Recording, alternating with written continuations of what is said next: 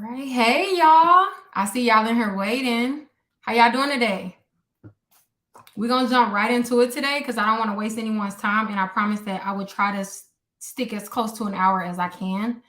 Y'all know I get a little wordsy. But yeah, welcome.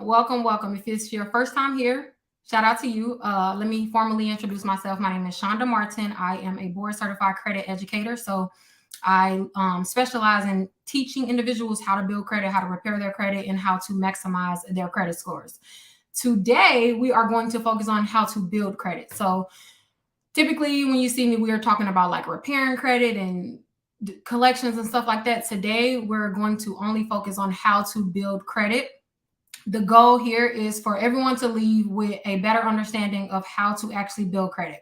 There's so much misinformation out, and there is so many just tricky ways to build credit. I want to make it as simple as possible, like as simple as possible. So I have prepared just a slight presentation just because for me, I'm a visual learner and I'm a visual teacher. So if you're a visual learner, you should be fine. So let me get a drink and then we're going to go in. And if you're on TikTok, you can come over to the YouTube page so that you can see the presentation, or you can just listen because I'll verbalize everything.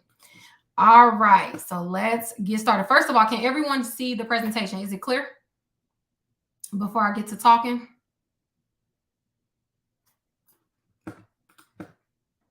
Yes. So I'll try to get to questions at the end. But let me get through the presentation portion, and then I'll see if we have time for questions. I want to get through it though, because I'm going to save this, and I want people to be able to just watch it straight through when they watch it back. Okay.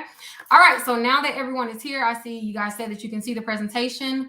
Let's begin. So again, the whole entire focus of today is how to build credit. So all of the advice that I'm going to give today is going to be tailored to people who are building credit. The rules change a little bit after you have already established your credit profile. So the things that I'm saying today, like I said, it's for building credit. I want to stress that right in the beginning so that no one is confused. If you're an OG follower, you have probably heard me say everything that I'm going to say 1,001 times at this point. So you may have to sit this one out. The next webinar will be for you, but we have a lot of new credit cousins. So I wanted to take it back to the beginning and then just like talk from the ground level how to actually build credit. All right. So now that we all on the same page. So of course, there's no way for me to begin to explain how to properly build credit without going over how our credit scores are broken down and distributed first. I'm of the belief that unless you know this portion, nothing in credit or with credit will make sense to you at all. It just will not make sense. So right off the bat, let's start with our credit scores, what's made up of our credit score, how different things affect our credit score. Okay. So our credit score range between 300 and 850 points. So if you have never established credit or you just don't have any credit, the lowest credit score that you can have is a 300. You will never go below a 300, no matter how bad your credit is, no matter how long it's been since you have actually established credit. You cannot go below a 300 credit score. Okay. So with that being said, the highest credit score that you can have is a 850. And we're talking about FICO scores. We're not talking about Vantage scores. So just FICO scores. The highest you can have is an 850. So credit scores range between 300 and 850. And if we're doing math, between 300 and 850, that's 550 points difference. So the lowest credit score, like I said, is 300. The highest is 850. Between those is a 550 point difference because they already give you 300. Your job is to figure out how to get as many of those 550 points as you can get. Okay. How are those 550 points distributed across your credit profile? It's very simple. So number one, the biggest portion of your credit profile is your payment history. That is worth 35% of your credit score. So that 35% of those 550 points is 192.5 points, right? So just your payment history alone is responsible and worth up to 192.5 points. Payment history is extremely important. So anytime you miss a payment, your payment history will be affected. And this is why even one late payment can cause your credit score to decrease 50 to 100 points. Because payment history means so much to our credit scores, it's worth up to 192.5 points. Okay. So then the next largest aspect to our credit profile is credit utilization, which is another word for how much you are spending or not paying back on your credit card. Credit utilization is 30% of our credit scores, which is also worth up to 165 points. Of those 550 points, 165 is tailored just for a credit card. The most important thing about this section is understand that if you do not have an active credit card, then you will not get 0 of these points. You have to have an open active credit card in order to get even a single point of the 165 points that are given to us for credit utilization. Okay. And then we have credit age, which is 15% of our scores. Of that 550 points, credit age is worth 82.5 points. So credit age is calculated on average. So it's not just your oldest account or your newest account. It's an average amount of time that you have been dealing with credit. So keep that in mind when we get later on into the presentation. The next section is going to be hard inquiries, which are 10% of our credit score, worth up to 55 points. And then credit mix is also worth the same as hard inquiries, which is again 10% up to 55 points. Okay. So when I say points and maximizing your points, this is exactly what I'm going to be talking about. I wanted to get this out the way first. So just a quick rundown again. Payment history is 35% of your credit score, worth up to 192.5 points. Credit utilization is 30% of your credit score, worth up to 165 points. Credit age is 15% of your credit score, worth up to 82.5 points. Hard increase and credit mix are both worth 10% of your score and up to 55 points each. So if you add all of those points together, you're going to get 550 points, which is again the available points that you have for your credit score. All right. So before I move on, type of 1, if you're caught up, you get how your credit scores are broken down. You get how each category affects your credit score and how much each category is worth. Type of 1 in the chat if you're ready for me to actually start talking about how to build credit. And I need a drink. All right, cool.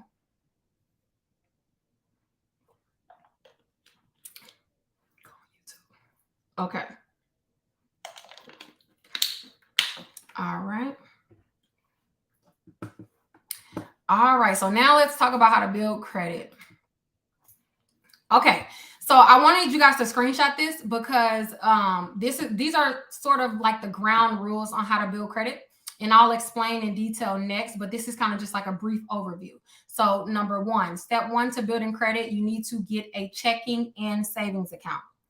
Don't just have a checking and don't just have a saving. If you already have a checking account but do not have an established savings account, I will advise that you get a savings account, because when you are filling out credit applications, they're going to ask you, hey, do you have a checking and do you have a savings?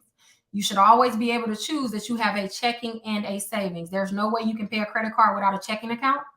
And having a savings account just make you appear as a more responsible consumer. So these are things that banks look at that's not necessarily reliant on your credit score, but it makes a difference in you being able to be approved or not.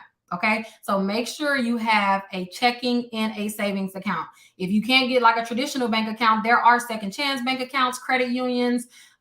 There are so many options to have a checking and savings account, but that's the first step to building credit.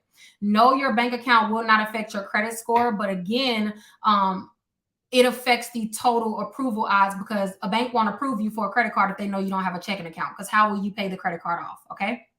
So again, because we are focusing on only building credit, we'll just kind of leave it right there for that. So then step 2, after you have a checking and savings account, and by the way, I'm not saying that you have to have X amount of dollars in your checking or in your savings. Just have an account. And I think with checking, you should typically keep at least $10 in there just to, have it open and active. But like I said, getting a checking and savings is the first step to building credit. The next step to building credit is to apply for a starter card, a starter credit card. So the only way that you're able to establish credit is if you have positive trade lines or positive accounts reporting on your credit report.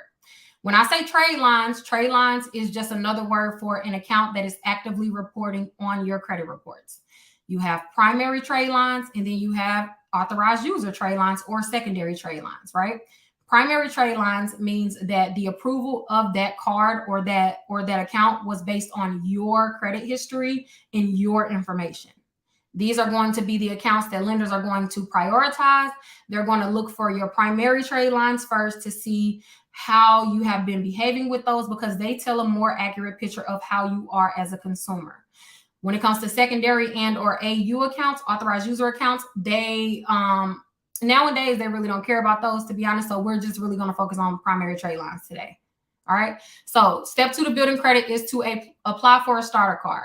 I see you guys asking what starter cards. We're going to get into that in a second, but just for now, this is just for screenshot purposes. Apply for a starter card.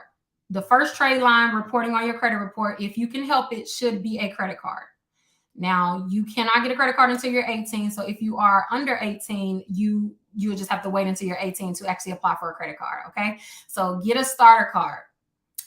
Step 3 is to apply for a second card, because theoretically speaking, when you are building credit in the beginning, it's best to have at least 2 credit cards if you can manage it. But if you are scared of kind of like jumping out the window, feel free to start with 1. Don't stress yourself out about having 2. As you can see on step 3, it says applying for a second card is optional. That's optional, but it will help you build credit at a faster pace if you have at least 2 credit cards. Okay. Step 4 is to apply for a short-term installment. A short-term installment is any loan or installment that has a term length of under 36 months. So it can be a personal loan, it can be a furniture account, it can be a savings or CD account that you pay into that also will help you build credit. And I'll give you guys some options for short-term installments in a second. And then step 5 is to report 10% or less utilization consistently on your 1 or 2 credit cards that you have. Okay. That is super important, especially when we talk about maximizing your points. In order to build credit and build credit at a fast pace, the one thing that you can control is your credit utilization, right? Remember, that is responsible and worth up to 165 points. So in order to maximize those points, you have to report an extremely low utilization.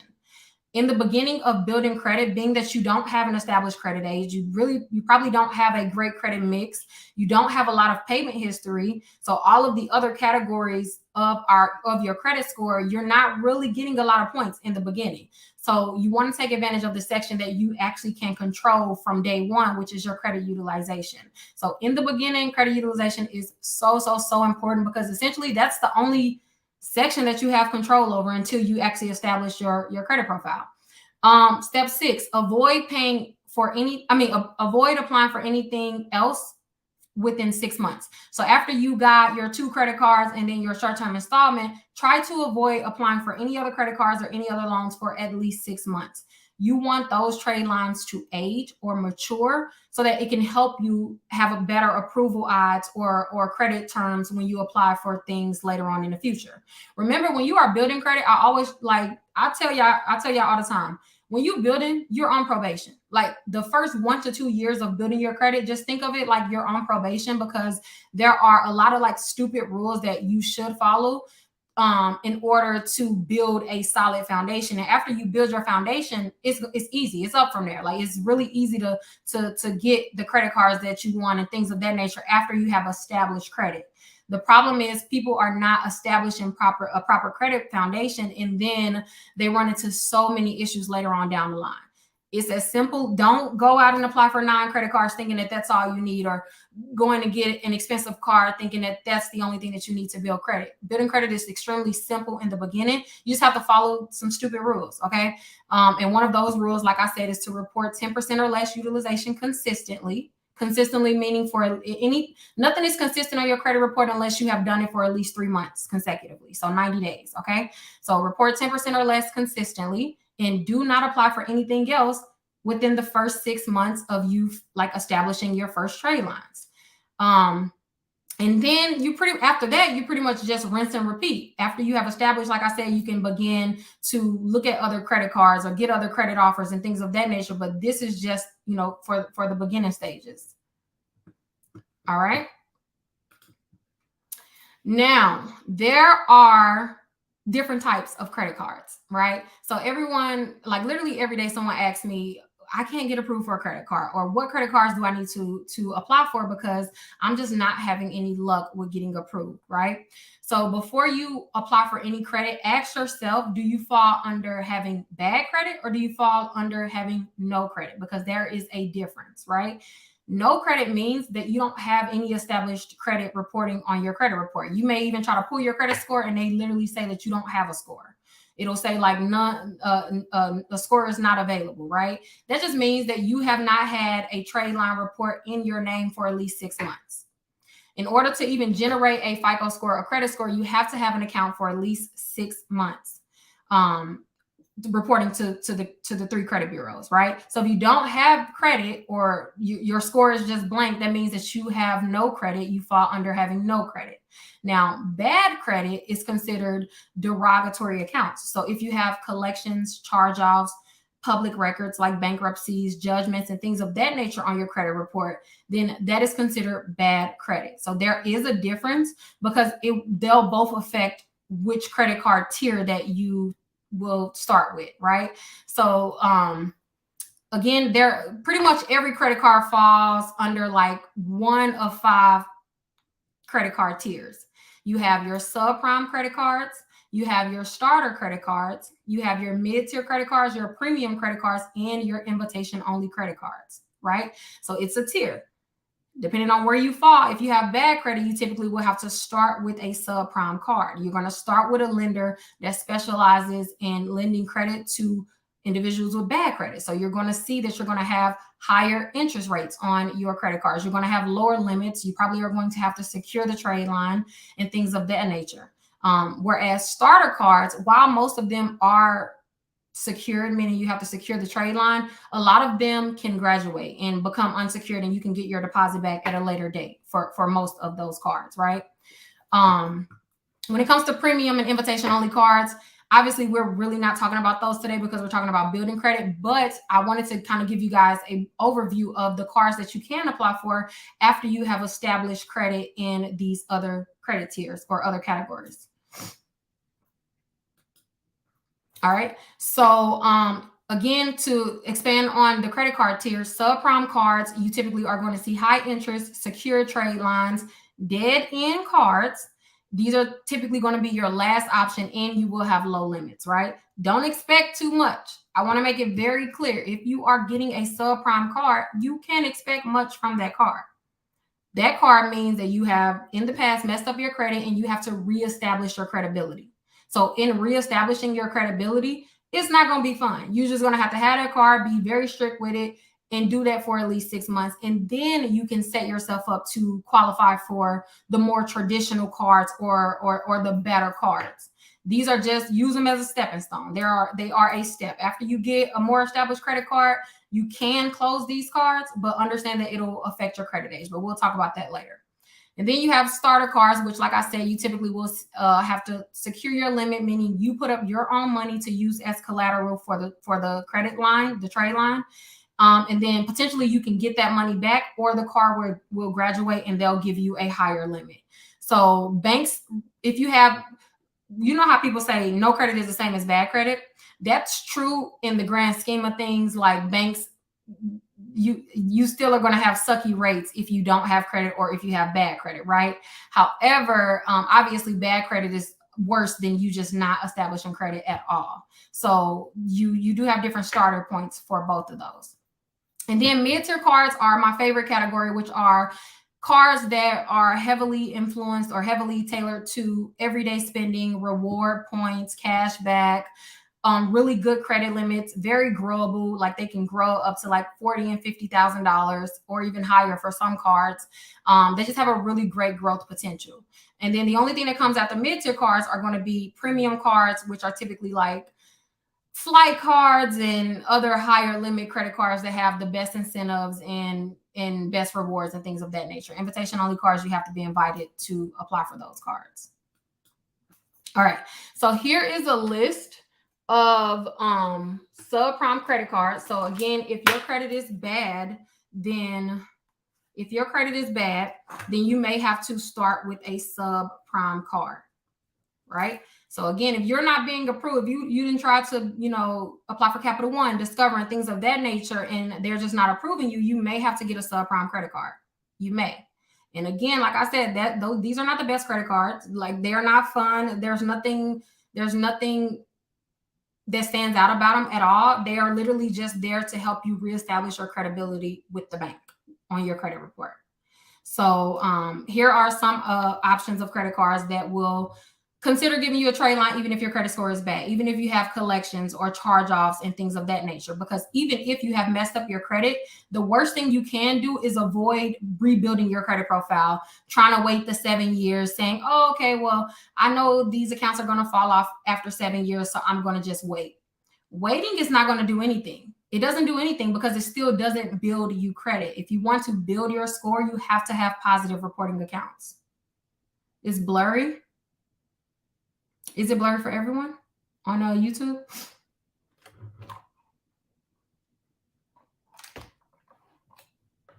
All right. So then if you don't have bad credit, but you just haven't started building credit yet, here are a list of starter cards. You may have to refresh your phone if it's blurry for you. I'm not sure. Okay, everybody said it's fine. All right, so these are a list of starter cards. Now, obviously, this is not a complete list of cards on either category because it's literally it's thousands of credit cards out. It's not a complete list. You can always go to your local bank or credit union to see what credit cards that they offer. These are just some options, the ones that I see the most, companies that I've dealt with before. It's clear? Okay. All right, I gotta put this phone down.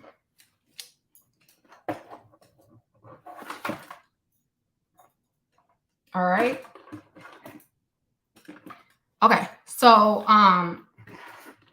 like I said, step one is to have at least 1 to 2 credit cards reporting.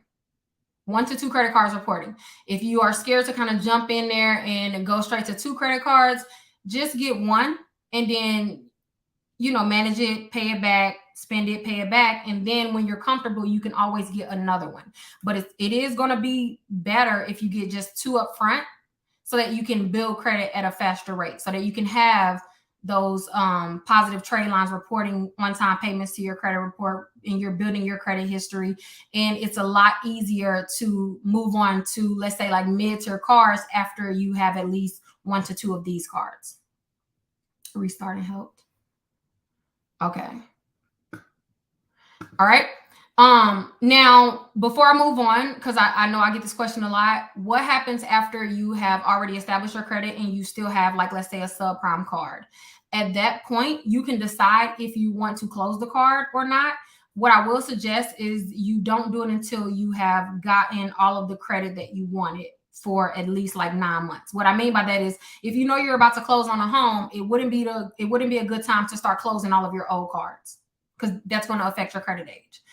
After you get a car or get your home or get the credit cards that you want, then you can close these cards. But don't do it before, because understand that that's going to affect your credit age. Really, Sean? All right. Oops. I don't know what happened. Okay. So have you guys screenshot this screen? And by the way, all credit cards are created equal in the sense of your credit report. So it doesn't matter if the card is secured. It doesn't matter what company or bank it's with. Every credit card will report the same. It's a revolving trade line. So you pay it, it reports a limit, it reports your balance, and then your utilization is calculated based on that. So it doesn't matter if you have a $200 credit card, a $1,000 credit card, a $20,000 credit card. They all report the same. There is one payment reported per month, one. So even if you pay 5 times in a month, or even if you try to pay strategically and paying 3 times, only one payment is reported, a total payment, right? And it's not even the payment that's reported. It's more so your balance that's reported, because that is the only thing that matters. The only difference is if you do not pay it, or if you miss a payment, obviously, then a missed payment will report to your credit report. But as long as you are paying off your credit card and making sure that you meet at least the minimum payment within this cycle, then it all reports the same. It all reports the same. Just for the purposes of the tiers, I wanted to just give you guys some options of some of my favorite mid-tier cards as well as my favorite premium cards. Again, this is not a complete list. There are a lot of other credit cards. a lot. But these are just kind of like my faves. This is just for you guys to screenshot because again, we're talking about building credit today. So I wanted to keep it very beginner friendly. What if you can't make the minimum payment because it's too high? Unfortunately, if you can't make at least a minimum payment, you are going to get a late payment and late fees from your bank. So you have to make at least the minimum payment within the billing cycle. Within the billing cycle, specifically by the due date. All right. Can you tell us the annual fees on all of these cards? I don't have them off the top of my head, but just look up or Google any of these credit cards. Just screenshot and do that research on your own because I don't have them off the top of my head to know all of the annual fees. Some have them, some don't. Google. And then these are just invitation only credit cards in case you were wondering. Again, you do have to be invited to apply for these cards. You have to be invited to apply for these cards, but just to show you some options, here are some. Okay. So remember in the beginning where I said to establish your credit profile, you want to have at least 2 credit cards and 1 short-term installment. Options for short-term installments are self-account, Navy Federal Pledge Loan, Chime Credit Builder, any other personal loan from your bank, any furniture account, most furniture accounts, because they typically have a term length of under 36 months, or any other type of installment that has a term length of under 36 months. It doesn't matter what type. However, the first 3 are really good for credit builder because they're literally made to help you build credit. You pay into a CD account and you pay monthly, so $25 or $30 a month, whatever your payment is. And your bank will use those payments to report to the credit bureaus. They're going to report that you are paying on time. And then at the conclusion or at the end of this loan, they're going to give you your money back minus the small fee that they take. Okay. I thought Credit One was horrible. Credit One is a subprime card. Credit One is a subprime card. Or you say Capital One. I thought Capital One was horrible. No, Capital One is not horrible. It's really good for building credit. Capital One is one of the best banks to build credit. Now, I'm not the biggest fan of their mid-tier and top-tier cards. However, for starters, Capital One has some of the best credit cards. Capital One and Discover are my favorite, and Citi are my favorite starter cards. So every credit card serves a different purpose. All right. Now, there are some ground rules while you are building credit. And keep in mind, these rules are for building credit because a lot of these will change after you have established your credit profile. You can kind of have a little more freedom. But in the beginning, like I said, when you're on probation and when you're building your credit score, it's best to either avoid these or I'll just go through the list. So ground rules while you are building credit is number 1, do not end any installment early. Any short-term installment early. So again, because payment history is the largest portion of our credit scores and it's worth up to 192.5 points, you need as many payments reported to your credit profile as possible.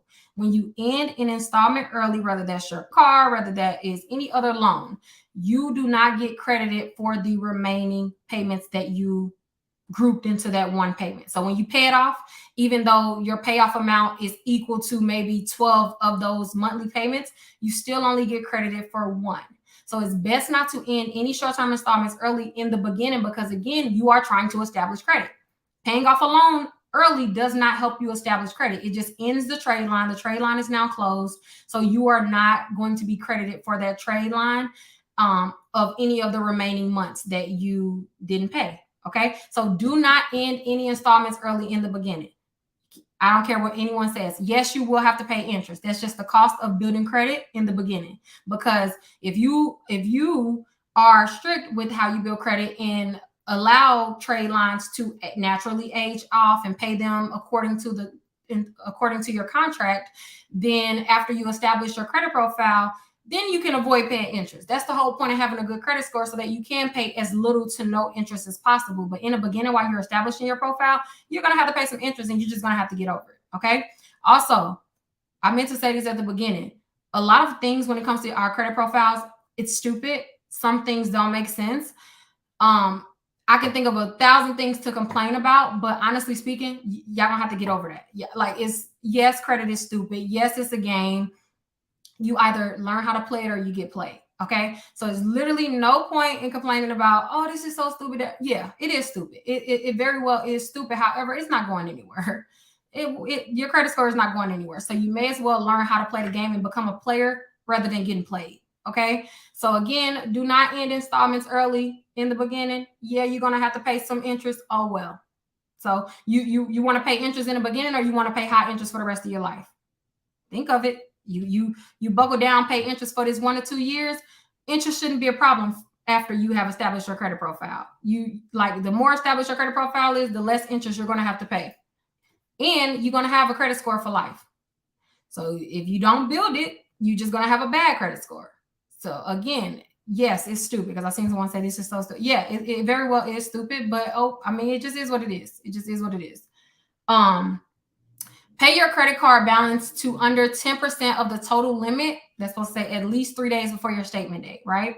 Now, when it comes to your credit cards, there are two important dates. You have your due date, and then you have your statement date. Everyone is familiar with their due date. It's the day in which your bank assigns your payment due. So you have to meet at least their minimum payment by your due date so that you can avoid any late fees or any late payments, right? You want to always pay at least your minimum payment within that cycle to avoid any late fees. However, the second most important date on a credit card is your statement date. Typically speaking, it's about, depending on the bank, it's about 5 to 14 days after your due date. To know your specific statement date, you have to look at your credit card statement, or you can call your bank. But the easiest thing to do is to just look at your credit card statement to see when your billing cycle closes. And then the day that your billing cycle closes, that is your statement date. Your statement date is important because no matter what your balance is on any other day of the month, the credit bureaus will only be made aware of your balance on your statement date. So your statement date is when your billing cycle closes. The second that your billing cycle closes, your bank has a duty to send whatever balance that you have reporting to the credit bureaus.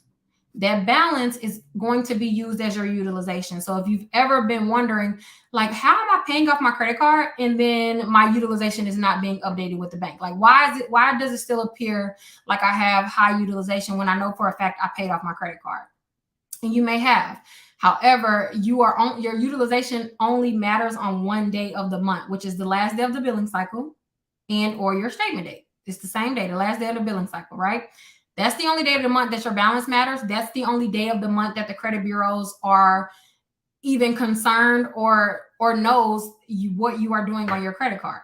They have no idea how much you're using your credit card throughout the month. They have no idea if you used your entire limit or if you paid it back. The only thing that they know is when that billing cycle closed, you had a remaining balance of X amount of dollars, which is going to be used as your utilization. So again, there is a way to spend on your credit card, but also always have low utilization. And that's because that's the only way to do that is if you pay down your balance by your statement date. Okay. So no, your balance on your due date is never reported to the credit bureaus. They don't care about that. Your due date is for your bank. Your due date is for your bank to know how much interest they can legally charge you, because any balance that you leave over after your due date is what your bank can charge interest on, right? However, when it comes to your credit report, the only day that matters is your statement date.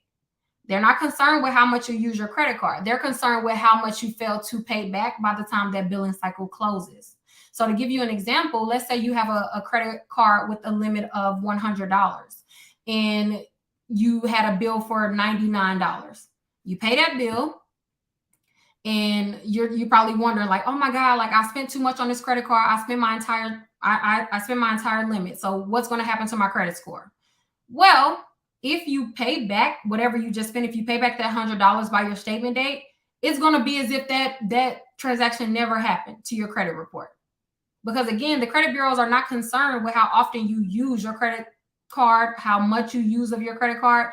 They're only concerned with how much you fail to pay back by the time that billing cycle ended. Okay. So they can only legally report your balance on your statement date.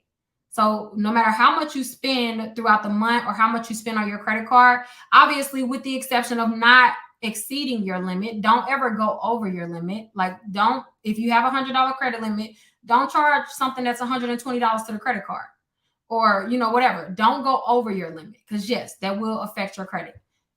As long as you are under your limit, even down to the dollar of your limit, and you pay that back by the statement date, the credit bureaus will never know how much you spent on your credit card, ever. Okay. I'm seeing questions how to find your statement date. So if you look on your credit card, your bank has to send you a credit card statement by law at least 15 days before it's due. They may e-deliver it to you, electronically deliver it to you, or they may mail you. But whatever the case is, look at your credit card statement.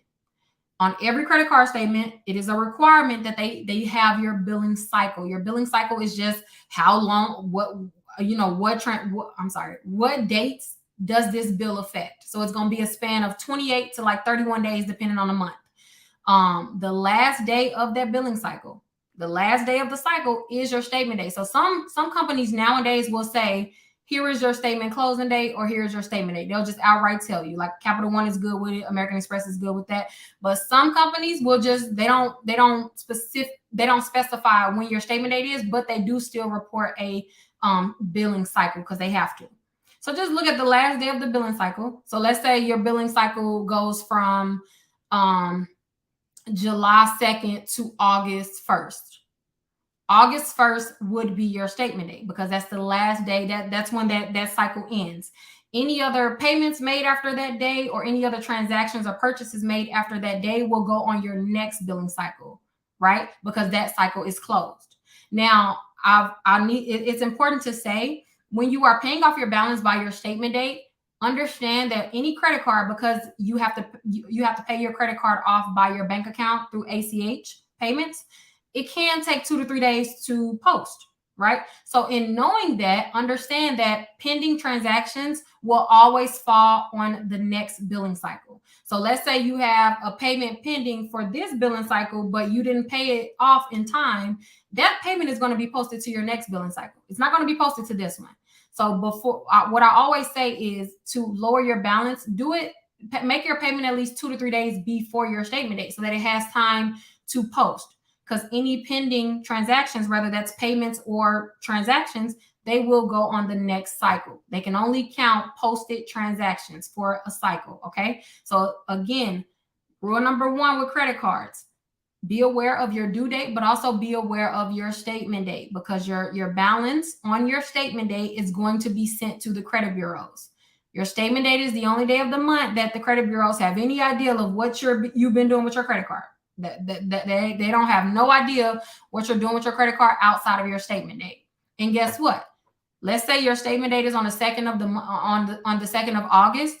On the 3rd of August, you can spend your card to the limit without it affecting you, because those transactions will not post until the following statement date. With credit card bills, we're billed retroactively. So you're paying. So when you get a credit card bill, those transactions and that bill is what is from last month. It's based on the spending and or lack of spending that you did the month prior. So you're never going to be billed in real time. It's retroactive. So you're paying for what you did last month, right? So again, if you have pending transactions or a pending payment, unfortunately, that's not going to affect this cycle. It's going to affect your next billing cycle, right? So make sure you lower your utilization to at least, not at least. You lower your utilization to under 10% of the total credit card limit, at least 2 to 3 days before your statement date. Something that I always am asked is, does utilization matter as an overall percentage, or does it matter individually? The answer is both. So technically speaking, our credit scores will aggregate utilization, right? So that means that it's going to base it, our FICO 8 score, which is the most popular and most widely used version of our FICO scores, that's going to count overall utilization. Overall. So if you have 5 credit cards, and let's say one credit card is over 40%, but then the other cards are below 10%, whatever, do the math, whatever the average of that is, your utilization is going to be based on that. However,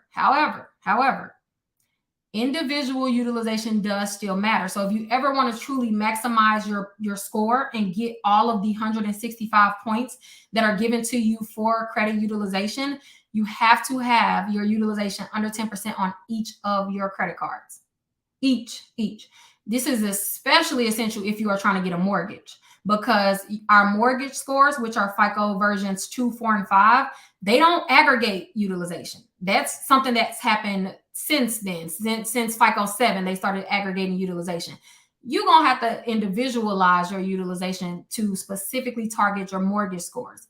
But even overall speaking, individualizing it will also increase any credit score. So if you have more than one credit card, make sure both of them are below 10%, but between 1 and 10%, so that you are able to maximize your score. Okay. All right. What? Oh, okay. Another thing to avoid while you are actively building credit, obviously this goes without saying, but don't miss any payment. Now, number one, they can't report your payment missed until you have went at least 31 days past the due date. So you have a full month. Even if, let's say, your due date is on the 2nd of the month. Let me give you an example, because I like to give real world examples. Let's say your credit card bill is due on the 2nd of the month, but maybe you didn't get paid until the 10th of the month.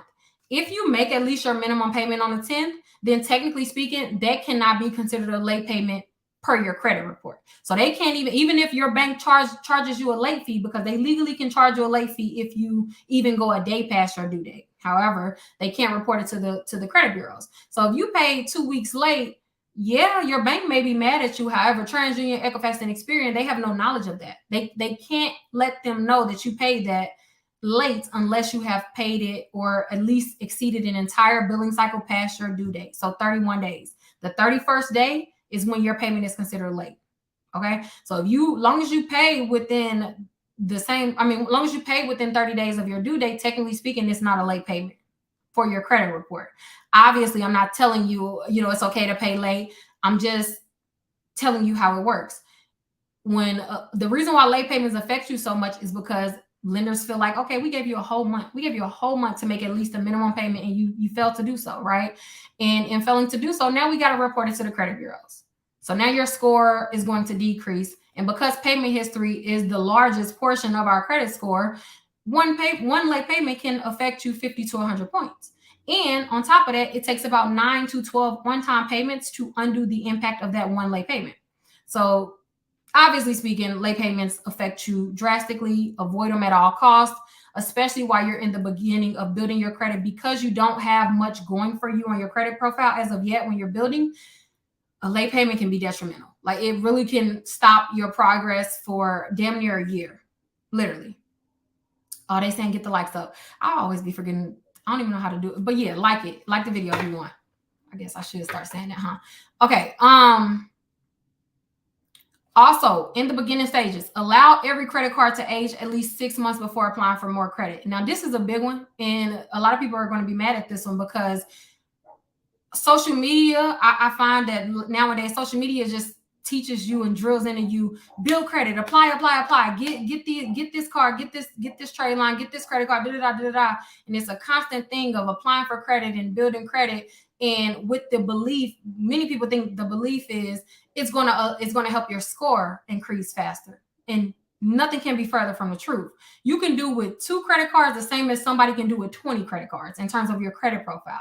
So while you're in the beginning stages of building your credit, do not make the grave mistake of trying to build credit too fast. I made this mistake, and thousands of other credit cousins have made the mistake.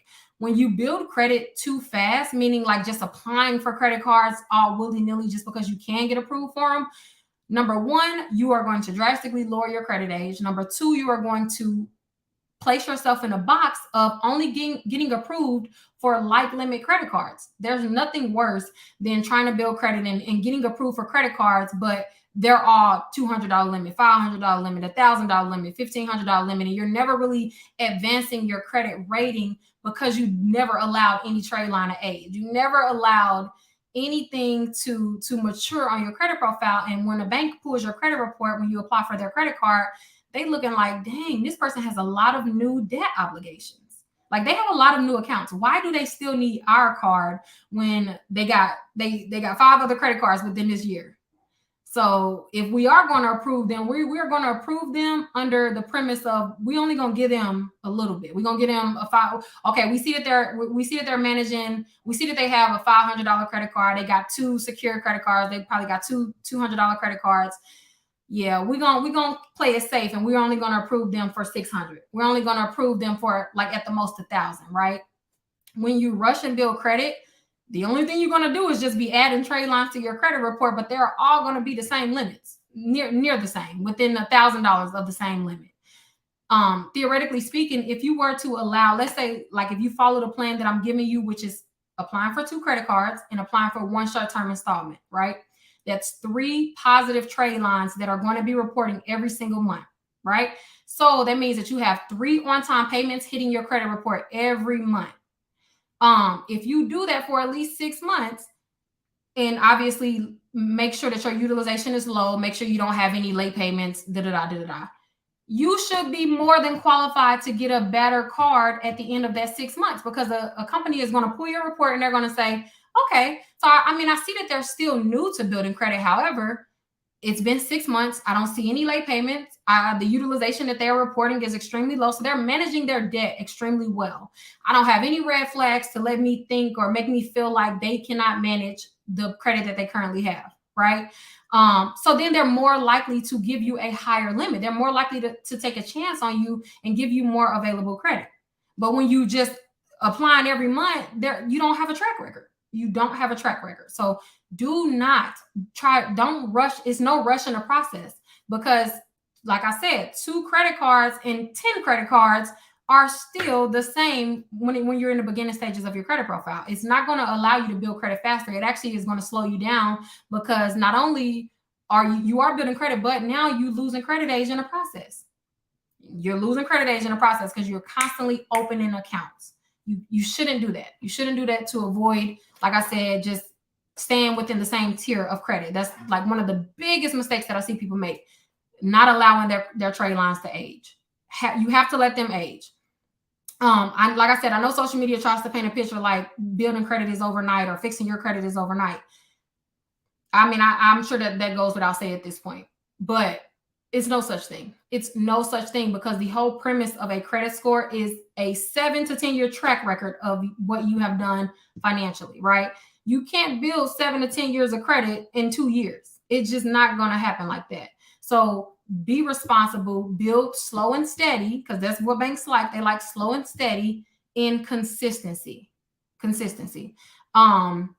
Pretty much every 3 months of an account maturing or aging, you will get a little boost of your score. In addition to that, your risk level is going to go down within the bank. So like I said, the longer you allow a trade line to mature and obviously be responsible with it, the more trustworthy you're going to be to lenders. The more they're willing to give you money, the more they're willing to lower an interest rate on credit cards or loans. Because that's another thing. If you build credit too fast, say you might as well get used to having high interest on everything. You just gonna have to get used to having high interest, because again, you're trying to do it too fast. Another thing is, make sure that you put all of your current subscriptions on credit cards. So I'm constantly saying this, and I'm always say it. Let me get a drink, y'all. Hold on, I'm gonna answer some of y'all questions in a minute. So if you have any subscription, Apple Music, Hulu, Netflix, the 1,000 apps that are on our iPhone, because it seems like every app nowadays has a subscription. Any subscription that you have, like if you have is no sound? Y'all can't hear me? Can you check the sound? What the heck just happened?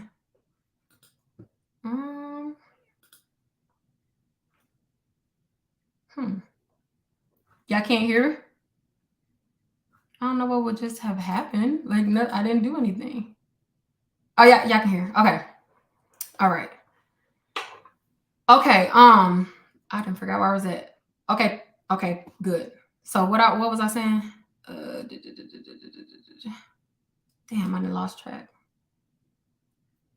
It was 3 people that had said they couldn't hear, so I thought it was something wrong. What was I saying? Y'all? Oh, subscriptions. All of your subscriptions should be on a credit card. There is not a single reason in this world that I can think of that would benefit you to have a subscription coming directly from your bank account or your debit card at all whatsoever. Because a subscription is the easiest way to build credit. Let me tell you how. When you have a subscription, what do? They go right in your bank account and they take out that money. Whether you like it or not, they go right in your bank account and they take out that money, right? If you put a subscription on your credit card and then just set like at the very minimal, if you don't trust yourself at all with credit cards, or if you have, an 18-year-old, a child, whatever, the best way and the easiest way to spend on a credit card is to put all of your current subscriptions on a credit card and then just have auto pay set up.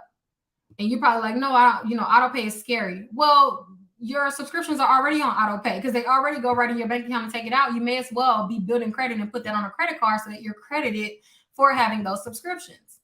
Banks love to see subscriptions on their credit cards. That is a trick. Banks love to see subscriptions. If you ever want to continue to get credit limit increases, build with banks and stuff like that, place a subscription on your credit cards. If you let's say you have 5 credit cards and you have more than 5 subscriptions, I counted my subscriptions the other day. I don't know how the hell I got 17 subscriptions. Neither here nor there, but put all of your subscriptions on a credit card. Easy way to get in good with banks because they love that. When you apply for a credit limit increase, they look at your account. Obviously, they look at your payment history. They look at how much you're spending and how much you're paying back. One of the things that kind of tips the coin is, well, 2 things that tips the coin is, do you have any reoccurring charges? Because that's what they refer to them as, reoccurring charges. Number 2, do you have auto pay set up? Here's the thing with auto pay. Set auto pay up on every one of your credit cards for at least the minimum payment. And even if you already meet the minimum payment before your auto pay comes out, it's good to still have it. Because if you're constantly spending on your credit card and paying it back, you would have already met at least the minimum payment anyway. So by the time your auto pay is due to come up, you probably don't even have anything to pay. That's how mine typically is. I don't have anything to pay by the time my auto pay is due. However, it still looks good to the bank that I have auto pay set up. It just looks good. It just looks like it looks like a responsible consumer. And that's all. At the end of the day, that's all that you want to appear with the banks. Because I always say, no matter how great of a person you are, if you don't look good on paper, the banks can care less. They don't care how nice you are. They don't even care how much money you make. Because the thing is, especially with entrepreneurs, if I have any entrepreneurs in here, you probably have run into the issue where you're making a lot of money and you still cannot get credit. You applying for stuff and you like, how they gonna deny me for a $200 credit card, or how they gonna deny me for this car loan, and I literally have enough money right now to pay for it, right? I tell people all the time, cash is not equal to credit. It doesn't matter how much money you have. You still have to build credit. You guys know, excuse me. Sorry. You guys know that before, I stopped accepting clients, majority of my clients were 6 and 7 figure and even 8-figure earners. The reason being is because sometimes when people make a lot of money, they don't ever slow down and find the reason to finance anything. So like, for instance, I used to deal with a lot of attorneys and then a lot of physicians, right? So physicians would typically come to me when they want to open up their own practice, right? So at that point, they need a bank loan. They need a loan. But because they've only ever bought cars in cash or avoided taking out any loans or whatever, they don't have established credit. And it doesn't matter if they're a 7-figure, 8-figure earner, if they don't look established on paper in terms of their credit report, they still get denied. So a lot of people think that bad credit is synonymous with low income. That could not be further from the truth. A lot of people who make a lot of money have bad credit because they just haven't established credit. So again, the only way to establish credit is to have positive reporting trade lines on your credit report. So again, I'm going to say this again for my entrepreneurs. If you want to have to avoid opening all them pointless ass net 30 accounts and doing all this and avoid all that. Build your personal credit. Like, do what I'm telling you to do. And by the way, this is the plan that I had multi-millionaires on this same plan. And as hard as it was for them, because they truly cannot grasp the concept of borrowing money that they already have and then paying interest on things that they don't need to, right? So I would literally have them on this same plan. You're going to get 2 secured credit cards. imagine a multimillionaire having to get a $200 credit card. Because number one, never put more than $200 on a credit card. You do not have to. A secured card is not a long-term plan. There is no reason to put more than $200 on a secured credit card. At that point, you're wasting money. I have another mistake that people make is they'll get like a $500 secured card. Absolutely not. Instead of putting $500 on one credit card, put $200 on two separate credit cards and then open up a short-term installment. If you add them up, like if you do the very minimum, two credit cards and a short-term installment will only equal to about $60 to $70 a month if at the minimum level. Or, you know, if you don't, I lost what I was going to say, but anyways, the whole point is you don't have credit until you build it. So it doesn't matter how much money you make. It doesn't matter how many cars you have or whatever, how many cars you bought in cash. None of that matters if the bank can't look on paper and see that you have a great track record. Build your credit. Build your credit. Because again, you can't out earn a good credit score. That's the thing. You cannot out earn a good credit score. Cash is cool, but credit is king. Credit will allow you to have access to funds that a job or 9-to-5 will not just allow you to. It allows you to extend your net worth, because then when you, like I said, after you build your credit, now you can leverage it. Now you can use it to leverage other assets, purchase property, business loans, cars, or whatever the case may be. Build your credit though. Build your credit. What is considered a short-term installment? Any loan under 36 months. So an example would be a personal loan. Most furniture loans, like when you go to like those little furniture places and you finance their furniture. Self-lender is a really good one. Pledge loan. So any loan under 36 months. A long-term installment would be over 36 months. So if you have student loans, if you have a auto loan, mortgages, and other loans that are over 36 months. My dog is barking, y'all. Another ground rule is try your best to never report a 0% utilization. Never. So again, a mistake that a lot of people make is they report 0%, thinking like, I paid off my credit card. Shouldn't I get credited for that? Remember in the beginning where I said credit is stupid and there's no explanation of it? This is one of the things that I'm talking about. Yeah, I can't hear. Oh, my dog. He wants to come in my office, but whatever. Okay. Okay, what was the freak I saying? Oh yeah, never try to avoid reporting a 0% utilization. 0% utilization tells the bank nothing. All it tells them is that you don't use your credit card. Remember, your credit history is a track record of you borrowing money and then repaying it back. At the very core of your credit score, it's literally just your ability to...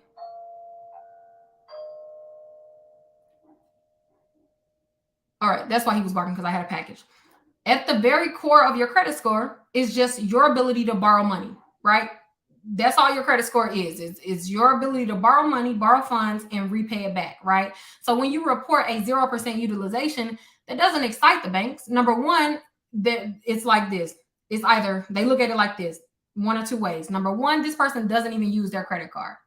So why am I going to lend money to somebody that don't even use the money that they currently have available to them? Remember, at the end of the day, a bank is in it for the money. They're not in it to be nice and help you build credit. No, you pay interest, which is how they make their money, right? So if you don't use your credit card, then they looking at it like, well, what's the point? We can save these funds and give them to someone who is going to use them so that we can make money off them.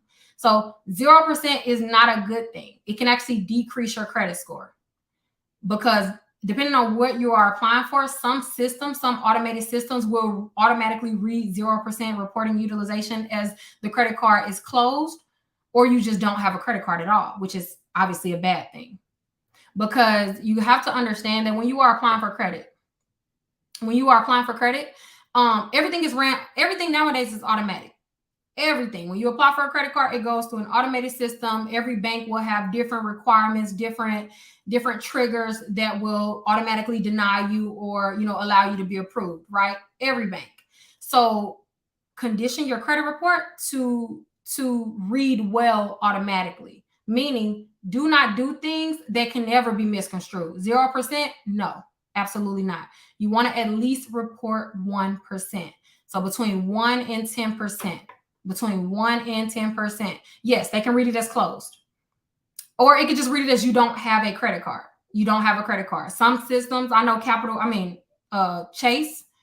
Chase's system for whatever reason, when you have 0% across the board, they read that as you just don't have credit cards. They automatically omit all of your trade lines if you are reporting 0%. Also, another thing is, before you apply for anything, before any credit application, you want to pay your utilization to between 1 and 3% so that you can maximize your score. So let me explain this because I don't want to confuse you guys. When you are not applying for anything, when it's just like a random money, you know you're not about to apply for a home, a car, or a credit card, keeping your utilization between 1 and 10% is completely fine. You're not actively applying for anything. However, before you apply for anything, at least 30 days before you apply for a car and especially a home, you want to lower your utilization to between 1 and 3% because that actually maximizes your score. That's going to ensure that you are getting the most points in terms of your credit utilization as you possibly can. So no matter what's on your credit report, no matter if you have collections, charge-offs, late payments, if you lower your utilization to between 1 and 3%, it's going to it's going to increase your credit score to the maximum amount of points that you can possibly get during that time, according to whatever else is on your credit report. So in the beginning, like I said, while you're building your credit and you want to get the most points as possible, keeping your utilization low is the key. It's the key. Do you mean all over utilization? I mean all over, but also individual, because that's going to maximize it. Because the 165 points for credit utilization, you are not getting all of those, even if you have one credit card over 30%. You're not getting all of those. I mean, over 10%. I said 30% because I just seen somebody say, what about 30%? So let me go back because I forgot I do have new people in here. A lot of people are asking about 30%. I thought I was supposed to stay below 30%. My bank told me 30%, 30%, 30%. 30% utilization is the industry standard. It is the industry standard. So that means that it is, when you report a 30% utilization on your credit cards, that's you doing just enough to get by. I like to liken it like a C in school. Getting a C on a test is not going to make you flunk the class, but it's also not going to put you at the top of your class. You're kind of just floating in the middle. That's exactly what reporting a 30% utilization does. It will keep your score stagnant. If you find your credit score not moving and you like, damn, what do I got to do? Like, I'm reporting lower than 30%. Like, I don't understand why my credit score is just stuck in the 600s. Because typically speaking, that's the reason why people are stuck in the 600s, because of utilization. It's because your utilization is way too high. 30% is too high. 30% is too high. It's just too high. Of the 165 points for credit utilization, you reporting a 30% is only going to give you access to about 60 to 70 of those points. So you have 80 to 90 points that you are just not getting just because you are consistently reporting a 30% utilization. Let me see. Hold on. Yes. My mouth dry.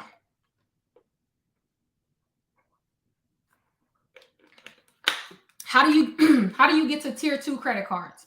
So let me go back to that list. All right. So after you have your subprime or your start, well, we're just gonna say start. After you have your starter card for at least 6 months, 6 months, and you are responsible. You don't have any new collections that has been added. You don't have any recent charge-offs or late payments, and your utilization is low. You should be able to apply for a mid-tier card. That's what I meant to go to. A mid-tier card or a tier 2 card. Okay. Also, this just made me think. For those of you who have bad credit, and I know I said I wasn't going to talk about repairing credit today, and I'm not really, but this is what you need to understand. There are certain events on your credit profile that can happen that no matter how good you are doing with your current accounts, it'll cause you to get denied. What are those events? So there are tiers to bad events as well. So you can have a derogatory account. And a derogatory account just means that you have gotten a collection, a 30-day late payment, a 60-day late payment, or you had high utilization, which is above 30%, right? If any of those things happen, then you don't want to apply, and not necessarily the utilization, but for sure the collection in the 30 and 60-day late payment, you are going to want to avoid applying for any credit cards for at least 12 months since that event to have the best approval odds. Most companies, if you have a collection within 12 months, it's going to automatically deny you. Most. Now, then you have your key derogatory, which is a step up from just a derogatory account. This is going to be charge off. So if you had a charge off within the last 18 months, if you had a 90-day late payment within the last 18 months, because the 90-day late payment, by the way, is that means you've had 3 consistent late payments, 3 consecutive late payments. If any of those, or a public record like a bankruptcy, if any of those major events happen, you may have to wait at least 18 months because banks will have clearing times. So for derogatory accounts, the clearing time is typically 12 months. And then for key derogatories, the clearing time is typically 18 months. So keep that in mind when you are applying, because again, you could be doing everything right and you're still wondering, like, why the hell am I not getting approved for anything? Well, you may have had a major event that's happened within the past 12 to 18 months of your credit profile. Banks, when they borrow to be, right.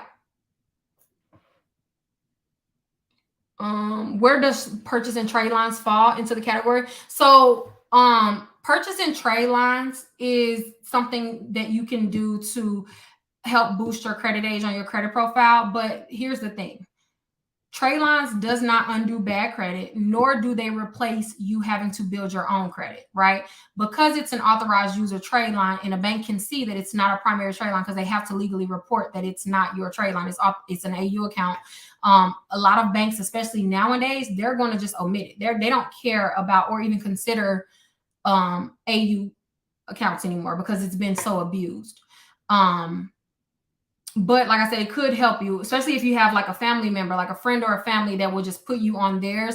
It can help you a little bit, but understand that you still need to build your own credit. You still need to have at least 2 primary credit cards in a short-term installment. You still need to build your own credit. CPNs are illegal if they're not assigned by the government. They're illegal. Don't listen to nobody online. You will be in jail. They are illegal. So if we make 3 payments on time after 2 late payments, then we apply? No. If you had 2 late payments, I wouldn't apply for anything for at least 12 months of no late payments across your entire profile.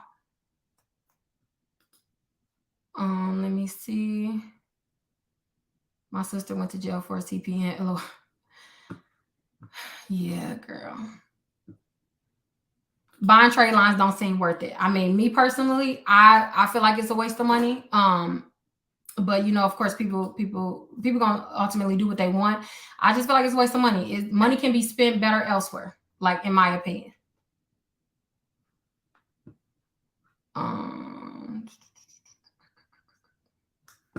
Hello, my cousin went to jail too. Still in jail, actually. Child. Y'all saying what's the CPA? It's illegal. Look, I don't even want to even waste time talking about it. If somebody tell you they're going, and you know what? I don't want to get into that. Let me see. I have a Navy secured card in Merrick as well, and did 2 pledge loans with the Navy Federal and just got an auto loan. Should I chill for 6 months and then start applying?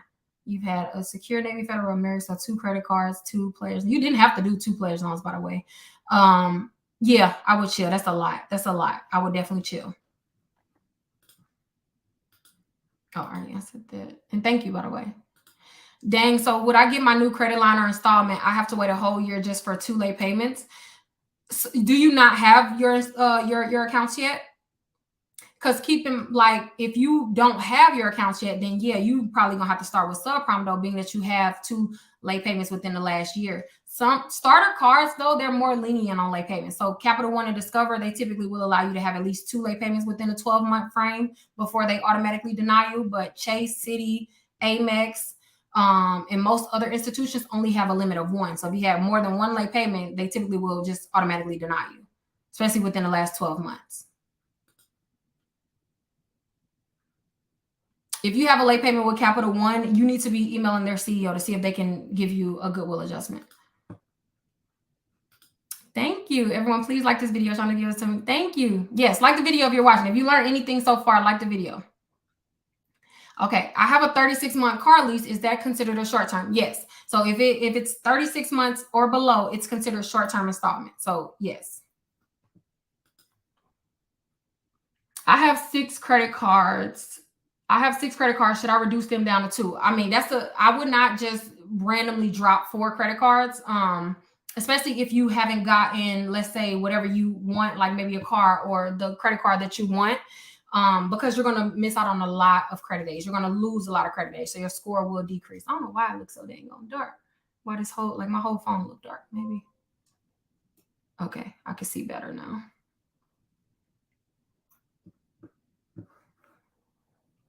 Right, and you want to keep the history. Why is the patient first collection of $123 now with a collection agency increasing by $1 every month, now $313? Oh, I would absolutely question that, because medical bills are not supposed to incur interest. So they're playing with you.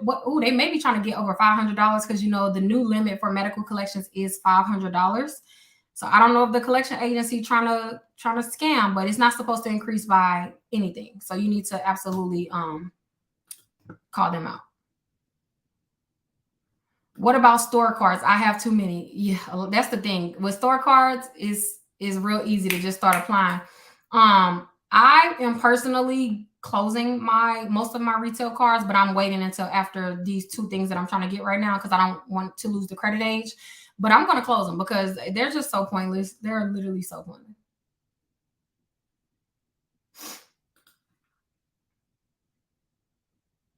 So if your medical bills are below 500, is it supposed to be in collection? So, well, as of now, they're probably still there, but they got until July of 2023 to remove them from your credit report. TransUnion is not going to start removing them until January of 2023. Equifax has already started removing them, and I want to say Experian is going to start next month. So within the next year, I would say it should not be on your credit report any longer. Okay, yeah, let me go back to it. All right, here's the overview. My car will be paid off. My car will be paid off, and when student loans will be forgiven, is going to hurt my credit age. Will it hurt my score? So unfortunately, yes. Anytime any account closes, regardless of what type of account it was, you will lose credit age. It's just kind of like it is what it is. Being that so many people will have student loans closing soon, and a lot of people are going to lose credit age because student loans are typically going to be your longest standing trade lines. Like I know for me, my student loans was my very first trade line on my credit report. So yeah, you are going to lose credit age, which will cause your credit score to decrease. But what I am suspecting, and I don't know this for sure, being that so many people will have student loans closed, they're going to have to adjust like the industry standards as it pertains to credit age. Like right now, a good credit age is considered 5 years or more, and then a great credit age is considered 10 or at least 9 years. So we'll just say 10 years or more. It'll have to be adjusted because so many people are literally losing 7, 8, or 9 or 10 years of credit history, or I'm sorry, of credit age when their student loans close. So I'm gonna see how that turns out. But yeah, you will lose credit age. If I just purchase my home and already have the car that I want for the next few years, can I close 2 of my subprime cards? I would say yeah. Like if you know you're not going to apply for anything within 6 months, this is the best time to go ahead and just close them so that you can, take that dip in your score because you will receive it. It'll be a temporary dip, and then you'll be able to make that back up within 6 months. What is considered an established profile? Oh, that is such a good question. So typically speaking, anything, okay, so 4 trade lines or under is considered like beginner, starter, like you just starting to establish credit. When you have more than 4 trade lines, then that is considered an established credit profile. So 4 and under, not so established, kind of like building. 4 or more established. Now, obviously, considering if they're good accounts, like if you have great payment history, if it's a credit card, you're reporting a low utilization, you don't have any late payments. When an account closes, does delay payments also stop reporting? Really good question. And the answer is no, unfortunately. So for the life of a late payment, for the life of the account reporting on your credit report, that late payment will still be counted and calculated into your payment history. So let's say you have a student loan and your student loans are going to close, but then 2 or 3 years ago, you may have had like a late payment reporting on your student loans. Unfortunately speaking, those will still be on your credit report because the account is not going to leave. The account is just going to close. And then it's just going to be within your credit history. So the older a late payment is, the less impact it has on your score. However, it does still, like, it still counts for sure. But like I said, the older it is, I would not worry about it. Like if it's over 2 to 3 years old, companies are very seldom going to look at it. The only reason why 2 and 3 year old credit history still affects someone like nowadays is if they fail to build their credit since then. This is why, like I always tell you guys, if you get a collection or if you get a charge off, the worst thing you can do is just say, F it. I'm just going to wait. I'm just going to wait till this fall off and I'm just going to avoid building credit. That's the worst thing you can do. You want something to counter that negative impact on your score. The only thing that can counter it is positive reporting accounts. When it comes to credit scores, the points, like the actual credit points, you are rewarded for your positive accounts, right? So when you have a negative account, it takes away from those points. But unless you have positive reporting accounts, nothing is giving you points. Nothing is giving you points. If I pay a collection, will my score increase? So easy answer is no. A collection by default is a derogatory account. So there's nothing that you can do to a collection. There's no status that a collection can reach that will make it a positive for your credit profile, because no matter what, no matter how you slice it, that collection will forever be a derogatory account. You paying a collection, honestly speaking, when it comes to lenders, they don't care about that because they feel like, okay, you had 6 months to pay that prior to it reaching collection status. After it's reached collection status, they don't care if you paid it at that point. So this is why when you already have collections, challenge them. I don't even want to get into that today, but you need to challenge them and force the collection agency to validate the account before you pay them. Because most collections will not even be able to be validated. Even if they are yours, doesn't mean that they can validate them. Let me see. What will a charge-off drop off after 7 years? So every derogatory account on your credit report has a reporting limit of 7 years from the date of first delinquency. So what that means is the month that it went into charge-off status. So the month that it switched from either being an active credit card or an active loan to your bank saying, we're just going to charge off this account, that month that they charged it off, that's when the timer starts. Now they only have 7 years to report that bad account on your credit report.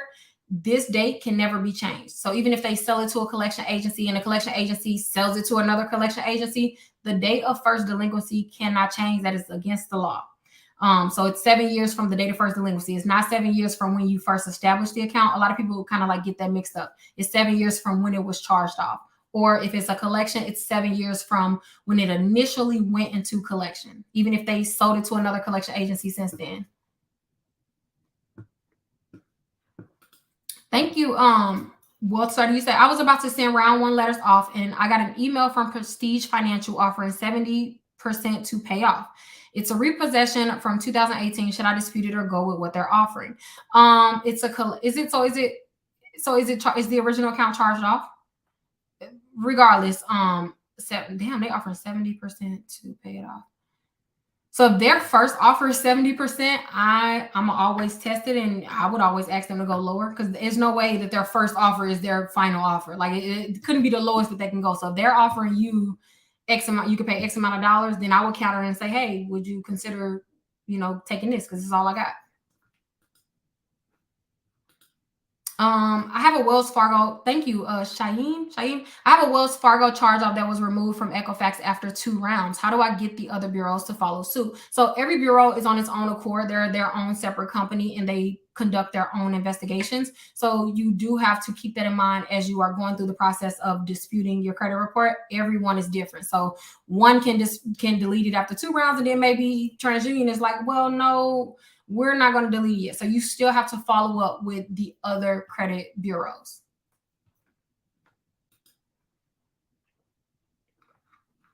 What day are we doing delinquency? What you mean? Yes, so Navy Federal has a credit builder loan. I believe they refer to it as pledge loan. It's different names, but they're all the same thing. It's where you pay into a CD account or a savings account, and then they report those payments as monthly one-time payments towards a loan. But it's you loaning yourself. Like you literally are paying into an account, but you get that money back after the term length. Should you pay off collections that's close to the 7-year mark? Hell no. Listen, if you are going to pay a collection, because there's only maybe 3 reasons why I would consider just up and paying a collection. Number one, if you are being taken to court. If you want to avoid the headache, you can either settle with them but prior to court so that you can avoid going to court, because whenever you go to court, all you're going to do is work out a payment arrangement anyway, right? So if they're taking you to court, okay, yeah. Number two, if they properly validate the account. So if they send me a contract bearing my signature, if they send me a letter with the original creditor's company letterhead stating that they are the owner of the account, that is considered legal validation.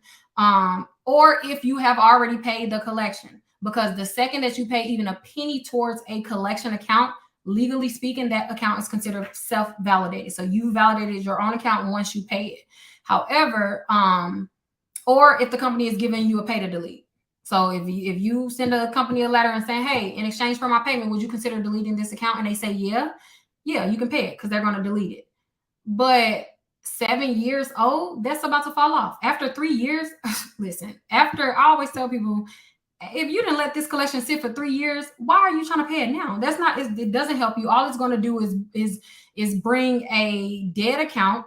Because after 3 years, no company is giving an F about that collection anyway. But anyways, you're going to bring a dead account. Now you're going to bring it active. Now you're going to pull that. Now you're going to bring that collection account back active because it did not have any updates for 3 years. So it probably wasn't even popping up in systems when you are doing credit applications because it has no history for 3 years. Typically speaking, if something does not have any updates within 24 months, it doesn't even come up in the application. But when you pay it, you bring it back active because now the account status changes.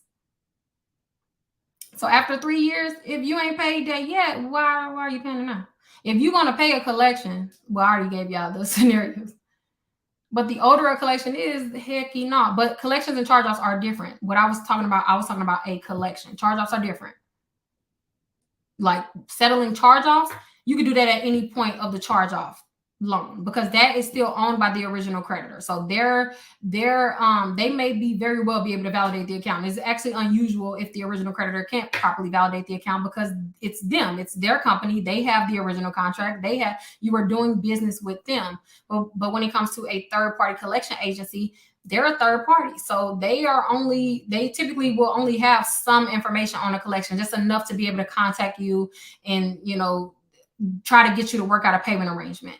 But no, absolutely not. That's exactly what my realtor said. She told me, don't even worry about my collections that were 4 years old. Honestly speaking, most lenders that I worked with, most mortgage lenders that I worked with, they had that rule too. If the collection was older than 3 years, then they like, look, don't touch this collection. Don't touch this collection because you're going to just bring it back active. Any account that sits dormant for more than 24 months, a lot of times it just disappears on applications. Okay. No. Okay. See, I know I shouldn't have said that because I didn't want to confuse anyone. So when I say like sitting dormant for 2 or 3 years and it not mattering anymore, that's under the notion that you have built or established credit outside of that collection. Because remember, like I keep saying, the worst thing you can do after you get a collection or a charge off or even a bankruptcy, the worst thing you can do is just not build credit because now you don't have anything else on your credit profile that is cushioning the blow or is leveling out the playing field. You get what I mean? So if you had a collection 3 years ago and you have not built credit since then of course that collection is going to come up because that's the only thing that is assigned to your credit report. Does that make sense? Because I don't want to confuse you guys. I really hate when I feel like I confuse you guys. Does that make sense? If you have an established credit outside of the collection, then damn right that collection is going to come up because that's the only thing on your credit report. That's the only thing that's even qualifying you to have a credit report. So yes, that's going to be very important because you haven't shown anything since. You haven't shown anything since. Okay, good. I'm like, oh shit, I don't want to confuse y'all. My charge off is 7 years old in the amount of $9,800, and it just reported $2,000 more total. What should I do? So was it a repossession? Because I know with repossession, so the charge off. So is the charge off 17 years? I mean 17 years. Is the charge off 7 years old, or is the account 7 years old? Like, was it actually charged off 7 years ago from this month? So what's this month? August. Are we in September? August. So August of, what is that? 2016, 17, 18, 19, 20, 21, 22. That's 2016, right? So in August of 2016, that account was charged off. Is that what you're saying, Crystal? Or was the account opened in August of 2017?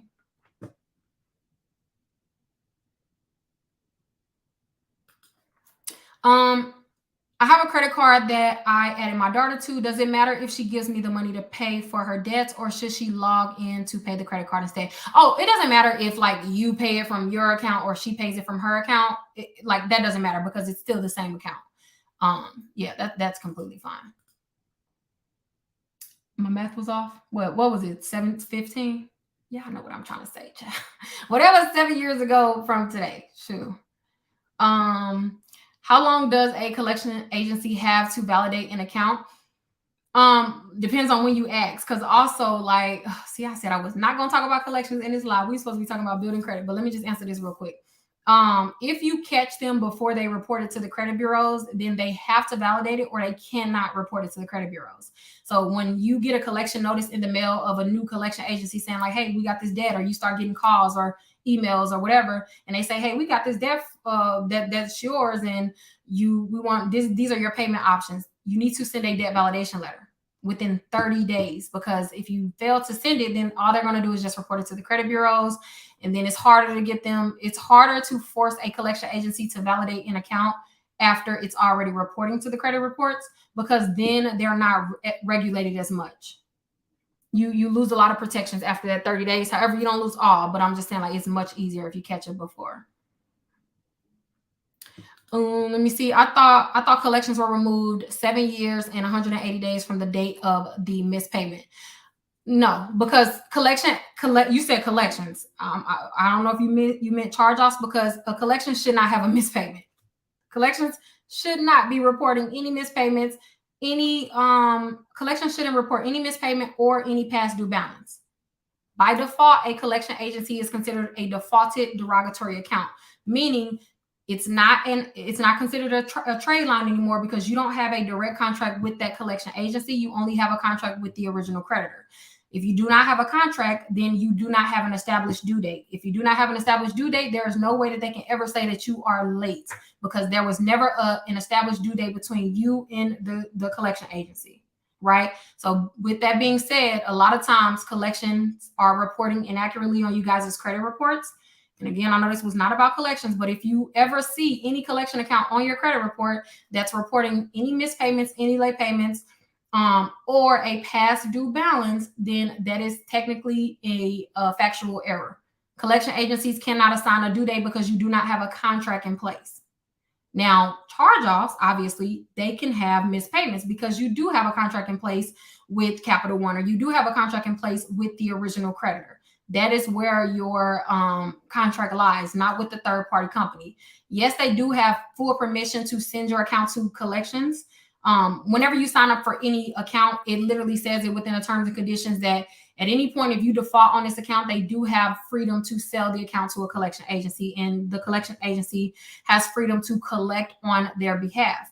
What it does not say and what it cannot say is your payment terms or your credit or contract terms with your original creditor rolls over to the collection agency, because it does not. It does not. So I say all that to say, look at your credit reports, look at every single one of your collection accounts to see if any of them are reporting any missed payments, 30, 60, 90 days, or a past due balance. Keep in mind, I'm not saying a balance owed because those are two different things. Past due means that you have active late payments. You have active late payments. It means that you were supposed to pay this last month or the month prior. They can tell you that you owe, like the balance due on the account, but they cannot say that it's past due. That means that your collection is reporting as a trade line, and that is a factual error. A very easy way to get a collection deleted, by the way, but we're not talking about that today. Got a stall letter from TransUnion. I'm happy to watch it, but I can't send round one again because I'm not sure which letter the stall is a response to. I sent one for a collection and one for a charge off. What, you send them in the same envelope? Does it have a what, you send them in the same envelope? No, charge-offs and collections are different, y'all. They are different. Some rules apply to collections that does not apply to charge-offs, because again, charge-offs is with the original creditor. So they have a lot. So charge-offs are harder to be removed because within a charged-off account, they have a lot more rights because it's their account. They own it. It's their money. It's their debt. You took out the loan directly with them or the credit card or whatever it was. With a collection agency, they are a third party. They're acting on behalf of the company.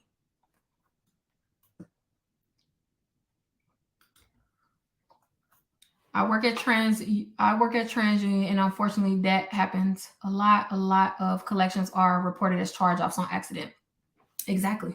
Yeah, I'm telling y'all, it's a lot. First of all, this is what you got to understand. You know what? I don't even want to. But for real, this is what y'all got to understand. The credit bureaus are not on your side. They don't give a fuck about if anything is wrong on your credit report. That's literally how they make their money, by reporting accounts on you, right? So do not expect that for them to get everything right. Don't expect for them to get everything right. And also everything is automated. So a computer is going to computer. It's going to be errors and things of that nature, but it's up to you to make sure that it's accurate. Is it true that credit card increase are worse than mortgage increase? Yes, it is. Credit card increase are looked at worse than installment increase, because when you have multiple installment increase, like if let's say you're shopping for a car, shopping for a home loan, whatever, that's seen as your rate shopping. Like that's looked at like that's smart. Like when a lender sees multiple installment increase within a short amount of time, within 14 days, they automatically assume that you were just comparing rates. You were just making sure that you are getting the best finance terms, right? But when it comes to credit cards, they look at that like, oh, you desperate. Like you really applying for credit cards from 6 different people within 14 days. Like, so that means you need some money right now. That's how they look at it, right? So yes, credit card increase also affect your credit report more than installment increase. So yeah.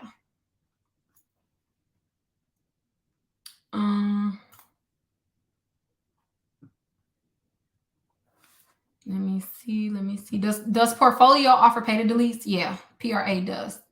Typically they do. Should a collection show open? Really good question. So a collection account is considered open if it's unpaid, but if you have paid it or settled it, it should be closed.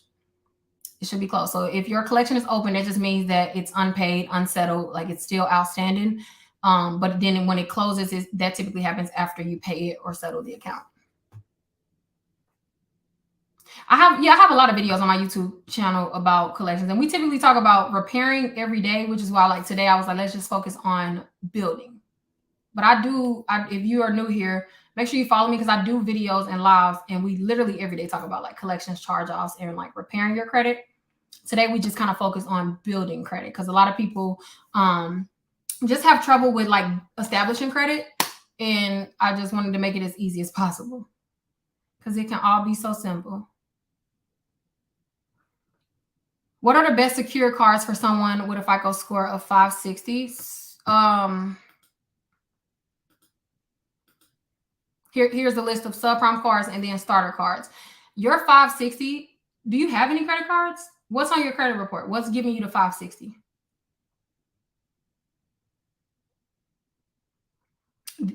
This may have been asked and answered. Even if it was, that's okay. Does it matter whether I have multiple hard inquiries in 1 week or over a 30-day span? Will it impact the same regardless? So, like increase. So, if there are, let's say, mortgage increase or auto loans, I'll just say auto loans because that's the most popular one. If you have a lot of different auto increase on your credit report, any ones that took place, sorry, I got a piece of hair on my lip.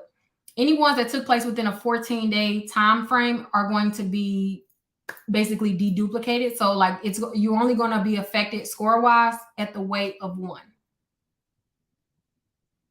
Okay, so you have collections. So then you may need to start with subprime cards. If you can't get any of the starter cards. But if your collections are recent, like within the last 12 months, I would suggest that you go ahead and start with subprime because you may just be wasting inquiries literally just by applying for starter cards. Yeah, so well no, inquiries don't leave your credit report after a year. However, they don't have any impact on your score after 12 months. So it's still on your credit report, but it doesn't impact your score after 12 months. Which is why you said because a person said they got 7 inquiries removed and their score did not budge. It was probably because they were already over a year old or they were already deduplicated. So again, when you're challenging auto inquiries, most of those they weren't affecting your score anyway. So when you get them removed, like your score is not going to move because it never impacted your score anyway. Can you get an auto? Can you get an auto loan with a 650 to a 680? Yeah, you can for sure. That when you have over a 650, it's basically kind of considered like fair good credit. Over a 700, obviously that's good, and then yeah.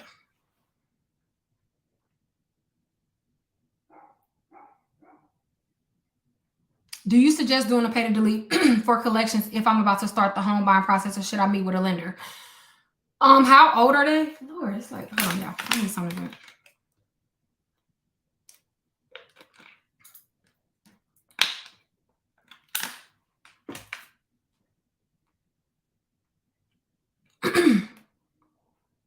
What should be the starter card limit on secure? The limit for any secure cards is $200. You don't get extra brownie points for putting more than $200 on a secure card. And the reason why I say $200 because typically speaking, that's going to be the minimum trade line that most banks or financial institutions will allow. So 200. Do the bare minimum. Do the bare minimum with secure cards, y'all. That ain't the time to be doing the most because that's just not the point of that card. Do the bare minimum with a secure card. Seriously, because you not that card is not that's not a for lifer. Like y'all gonna break up at some point. So do the bare minimum. Can you get the annual credit report online? How do you verify the date of first delinquency in our cushion account still a thing? Wait, can you get yeah? So are you asking like can you get your credit reports? If so, yes. So if you go to annualcreditreport.com, you can download your credit reports for free. You just have to verify your identity, and then you say, how do you verify the date of first delinquency? Oh, that was your question. So when you get your real credit report from annualcreditreport.com, look at the payment history, and it's going to show you the month and year that it first went delinquent. How do you build up your Experian credit score? With Experian, TransUnion, and Equifax, they're obviously 3 different companies. However, you build credit the same way. You have to have positive reporting trade lines, reporting to those companies so that you're able to build a nice credit history. And by the way, thank you, Tony. You said, can I please be added back to the Facebook group? I was kicked out. Lord, what you was kicked out for? What you done did? What you done done? Let me screenshot you. I got your name screen. What's your Facebook name? The debt validation request was sent within the dunning period, but it's been over 30 days with no response. What is my next step? So keep in mind, it's business days, so you don't count any weekends or holidays. Also, it's been taking them closer to 60 days. So you just have to be a little more patient because with the pandemic, they claim that they're overwhelmed. They have reduced their staff. So it's taking them longer to process investigations or disputes. So we got to give them, unfortunately, basically 30 more days. How much should a secured loan be? That's a really good question. So by the way, if you get like a self loan or a Chime credit builder loan or any other of the credit builder loan, you can literally do the minimum. Normally it's like $25 a month, I think is the smallest payment. You don't have to do the larger option. All you need is it reporting to your credit report every month. That's all you need. It doesn't have to be, you don't get extra points for getting the $50 installment versus like the $25 installment. Does it make sense to get a secure card if my score is 615 with 3 open credit cards? Absolutely not. So also, I forgot to mention another one of my rules when you are building credit. If you are going to get a secure card, it needs to be your first or second credit card. After your first or second credit card, there is no reason to get a secured or subprime card or even starter card at that point. Now, if you are not getting approved for mid-tier cards, that just means that you are not doing something right on those cards, because getting another secured card or another low level, which is what banks call subprime and starter cards, pretty much low level credit card, it's not going to help you. It's not going to help you. You may need to just allow your current credit cards to age, but no point in getting a secured card after you've already, really, honestly speaking, if you didn't get your first 2 secure cards within the same month or maybe 2 months, there's no point in getting another secure card. I would just wait, allow that one to age at least 6 months, and then I would apply for, a better credit card. Nope. No point in getting more than 2 secure cards. That's my absolute limit. Don't get more than 2 secure cards or 2 starter cards. I wouldn't.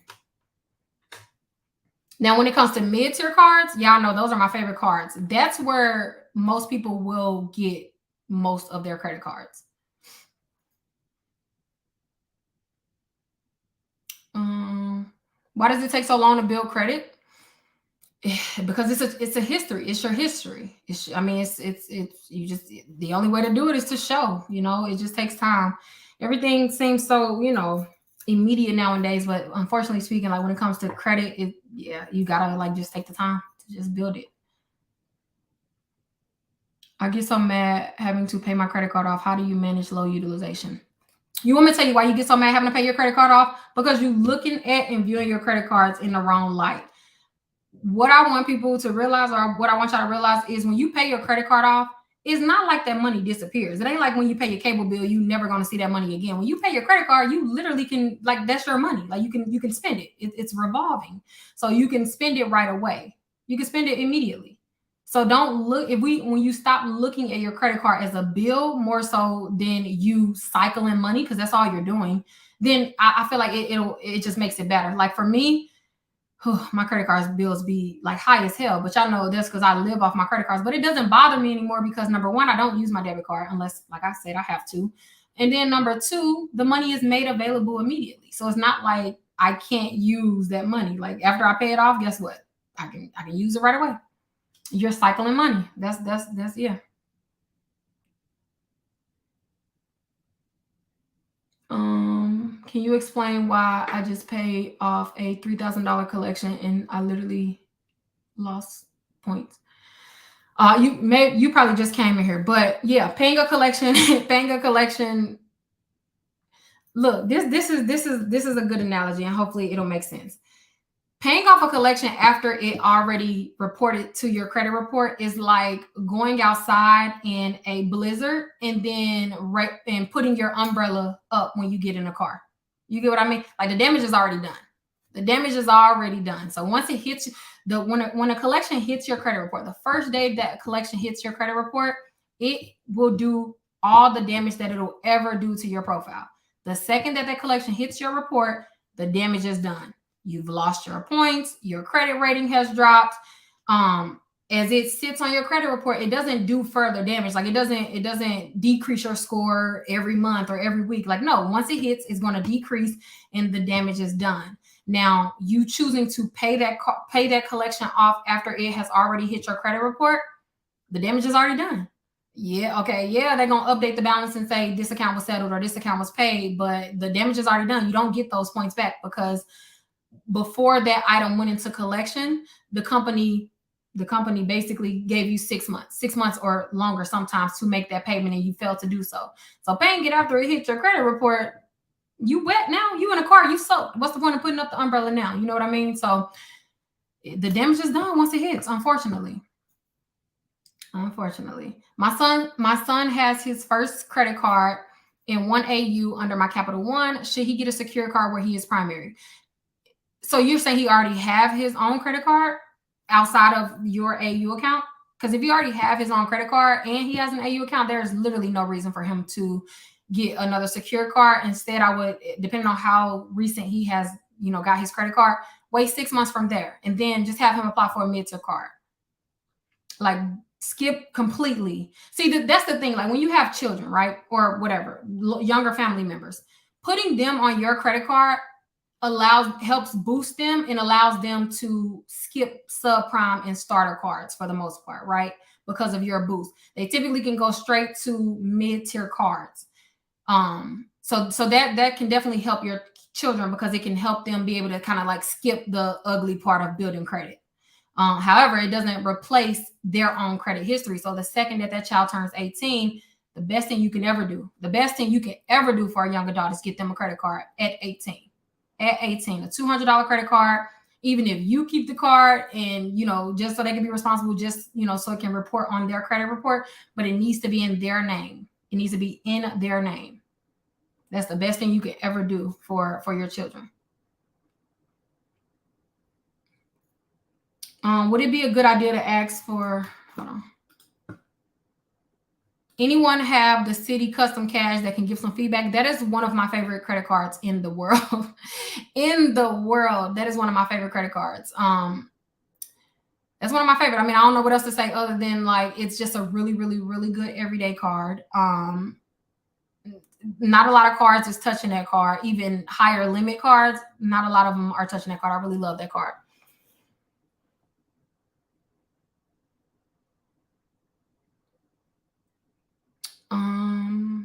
I understand what you're saying. I put my daughter on my credit card and she already has a 750. So could she qualify for top tier? Okay, here's the thing about credit scores in your credit report. You can have any credit score. Well, your credit score is not what gets you approved for things.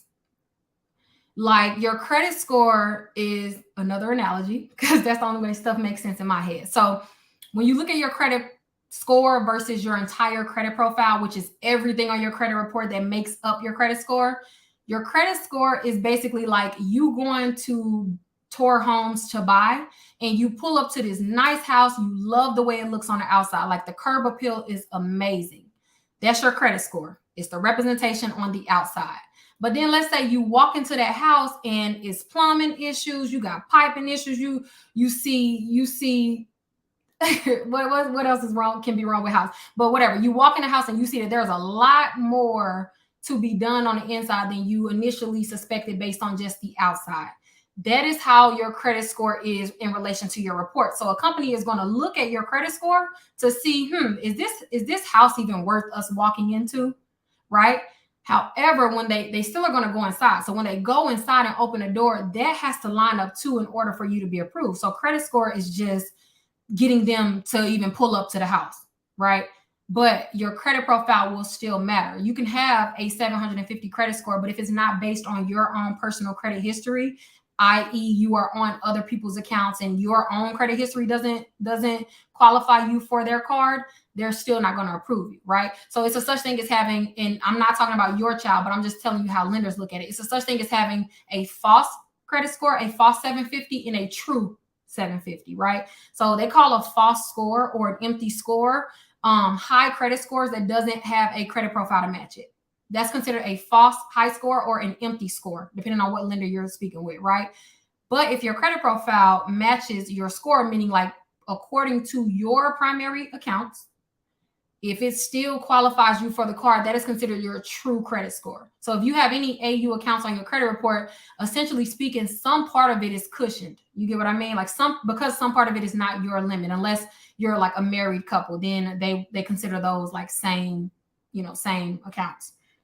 But let me say something, because if you are a married couple, another mistake that I see so often, only one spouse builds credit. That is a mistake. Y'all gotta quit doing that. First of all, even if one spouse is working, let's say you have two spouses, so you have two people that are in the household.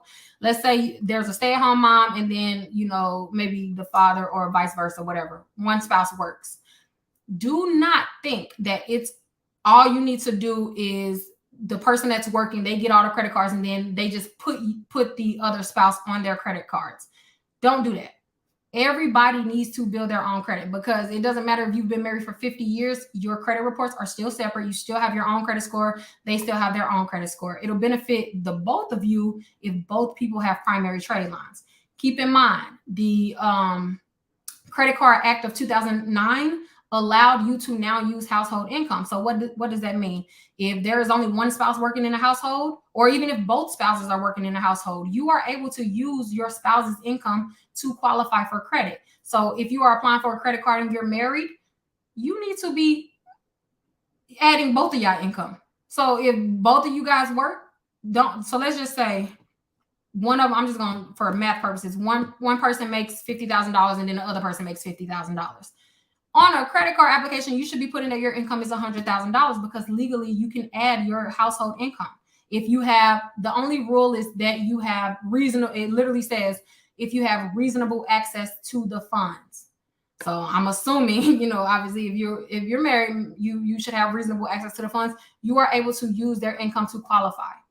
It's considered household income. So you don't have to just use your income. If you are married, take advantage of that. Use your spouse's income. If your child is in college, they can use the parent's income for up to, is it 40%?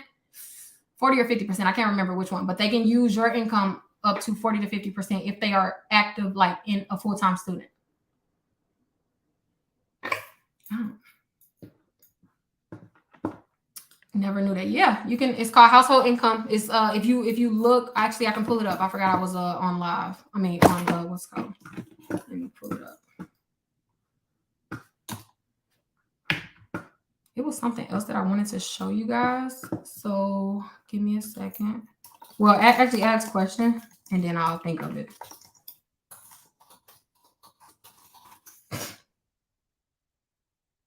Credit cards that are considered top tier. Hold on. Let me do this. See? Oh, yeah, I can't see my screen. Let me share my screen. Let me remove this.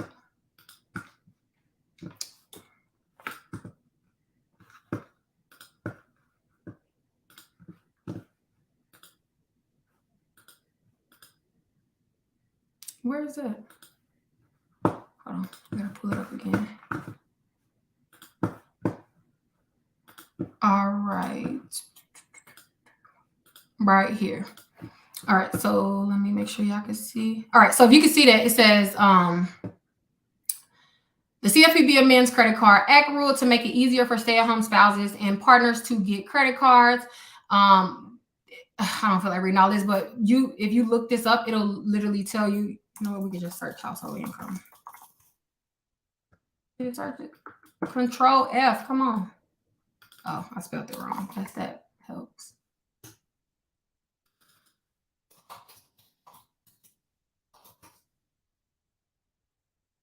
Why is it not searching this document? Okay, here it goes.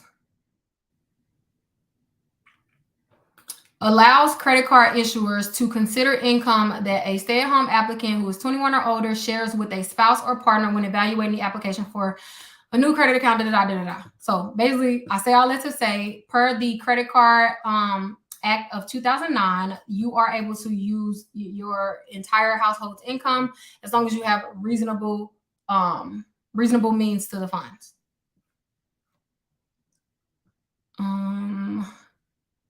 What should be done when you have gone over your limits and it reports?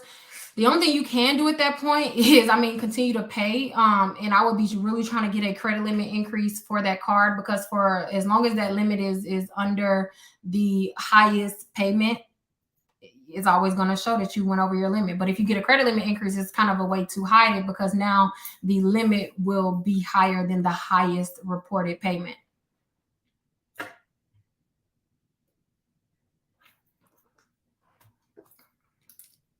Let me see.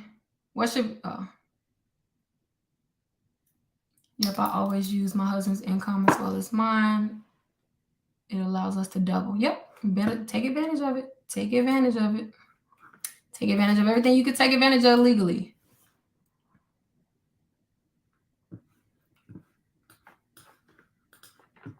How do you get an apartment when you have one in collection for 6 years? So you only have one collection within the last 6 years. You shouldn't have an issue with getting an apartment. Have you built credit since then though? Because I can't even imagine that 6-year-old collection is still even affecting your credit in any way outside of a few points just because it's there. But if it's 6 years old, I mean that is definitely not affecting you unless you have not built credit since, because that's the biggest thing. You have to build credit after a derogatory event. What do you need to get an increase? Okay, so getting a credit limit increase. So let's say you have current credit cards and you're like, why is my credit limits not increasing? Like, what do I do? So what you need to do is for 90 days, because when you ask for a credit limit increase, a bank is going to view basically and take into heavy consideration what you've done for the last 90 days. So your payment history, they're going to look at how often you are utilizing their trade line.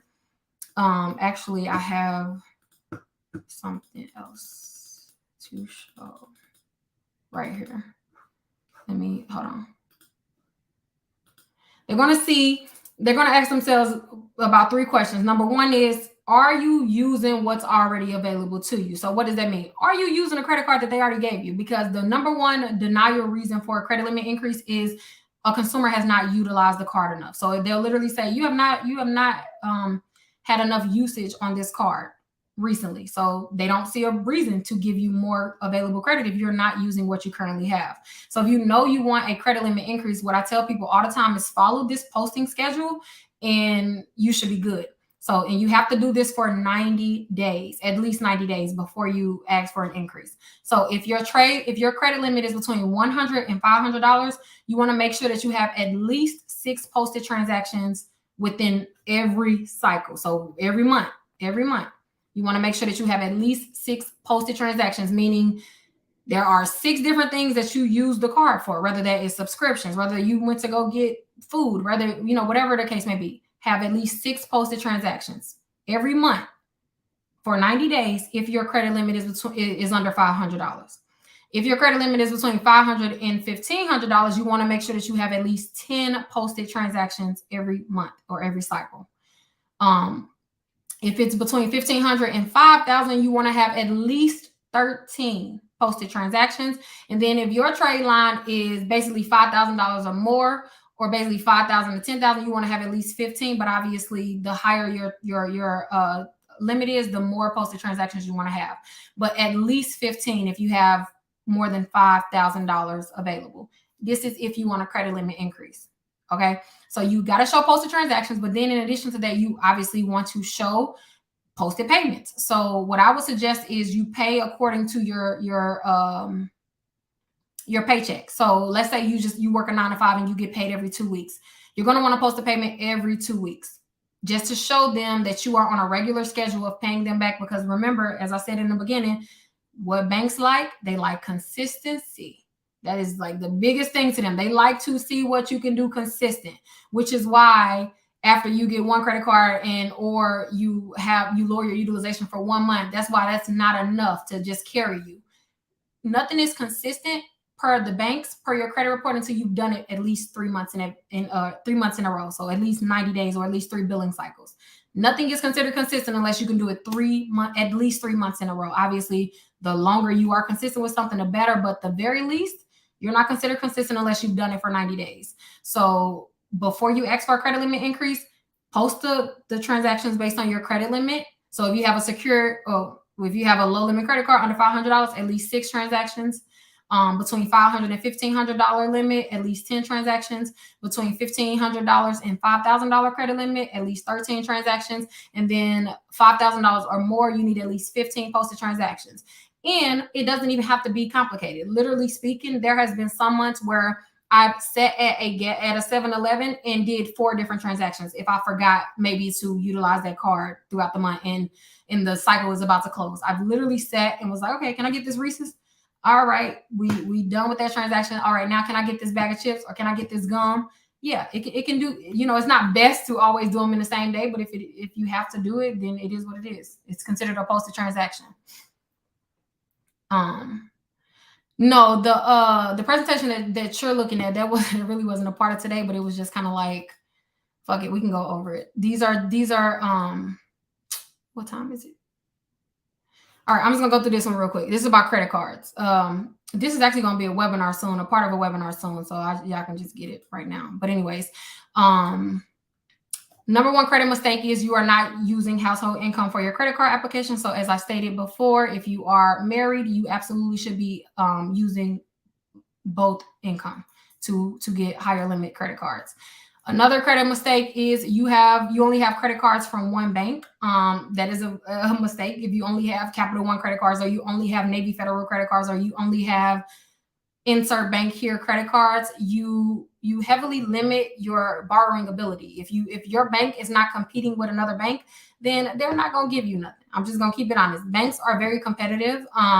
They want to be your main trade line when it comes to credit cards. They want to be your everyday card. So the first thing they're going to do is look at your credit report to see the competition. They're going to see what else you have available. If you only have cards from them, they ain't competing with nobody but themselves. So your limit is going to be lower. Studies show that individuals with credit cards from one institution has a 60% they have 60% less available credit. So in other words, you're gonna have to get them some competition. And also studies show that people who only have cards from one bank get credit limit increases less. They're less likely to get a credit limit increase because again, they ain't competing with nobody. They know you there. They know you stuck. They know you're not gonna just close all them credit cards. Like you there. It's up and it's stuck. So make sure you don't just have credit cards from one institution.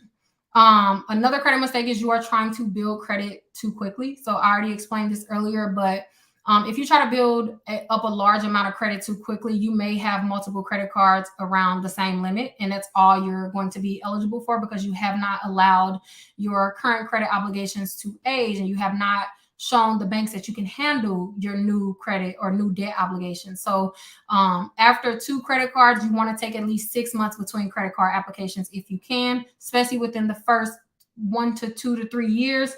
After that, you kind of have a little more leeway because you have that established credit, but try to not just be applying for credit like that because it makes you appear very desperate to lenders. We already just went over this, but make sure you are posting transactions on your credit cards. Put all of your subscriptions on your credit cards. Those count as posted transactions. They also make you look better because you have recurring charges. Another credit mistake is you are not paying back enough of your credit card balance by your statement date. So again, the balance only matters on your statement date for your utilization. So there's no other day in the month that the credit bureaus are made aware of how you're spending on your credit card. They don't give a damn. They don't care. You can use your credit card every day. You can use up to the absolute limit. However, if whatever you don't pay back by the time that billing cycle closes, which is your statement date, that is what's going to be used and considered your utilization. So spend on your credit cards, but make sure you pay whatever you spend back by your statement date so that you can avoid having a high utilization report to the credit bureaus. Another credit card mistake is you are not using the rewards your credit card offers you. So when you are getting into mid-tier credit cards and they're giving you cash back or reward points, make sure you are using your credit cards for what they make sense for. Like if you have a travel card, make sure that anytime you book flights, you're using that card. Or if you have if you have an Amex Go, make sure that anytime you're at a restaurant, anytime you're ordering DoorDash, anytime you're grocery shopping, you are using that card because it's going to give you 3 and 4 times the reward points for grocery purchases or food purchases. So just make sure that you know what your credit card has to offer so you can take full advantage of it. Because what is the point of having credit if you cannot take advantage of it? That's just it. You don't have another credit card mistake is you don't have a card for everyday purchases. So this is now y'all know.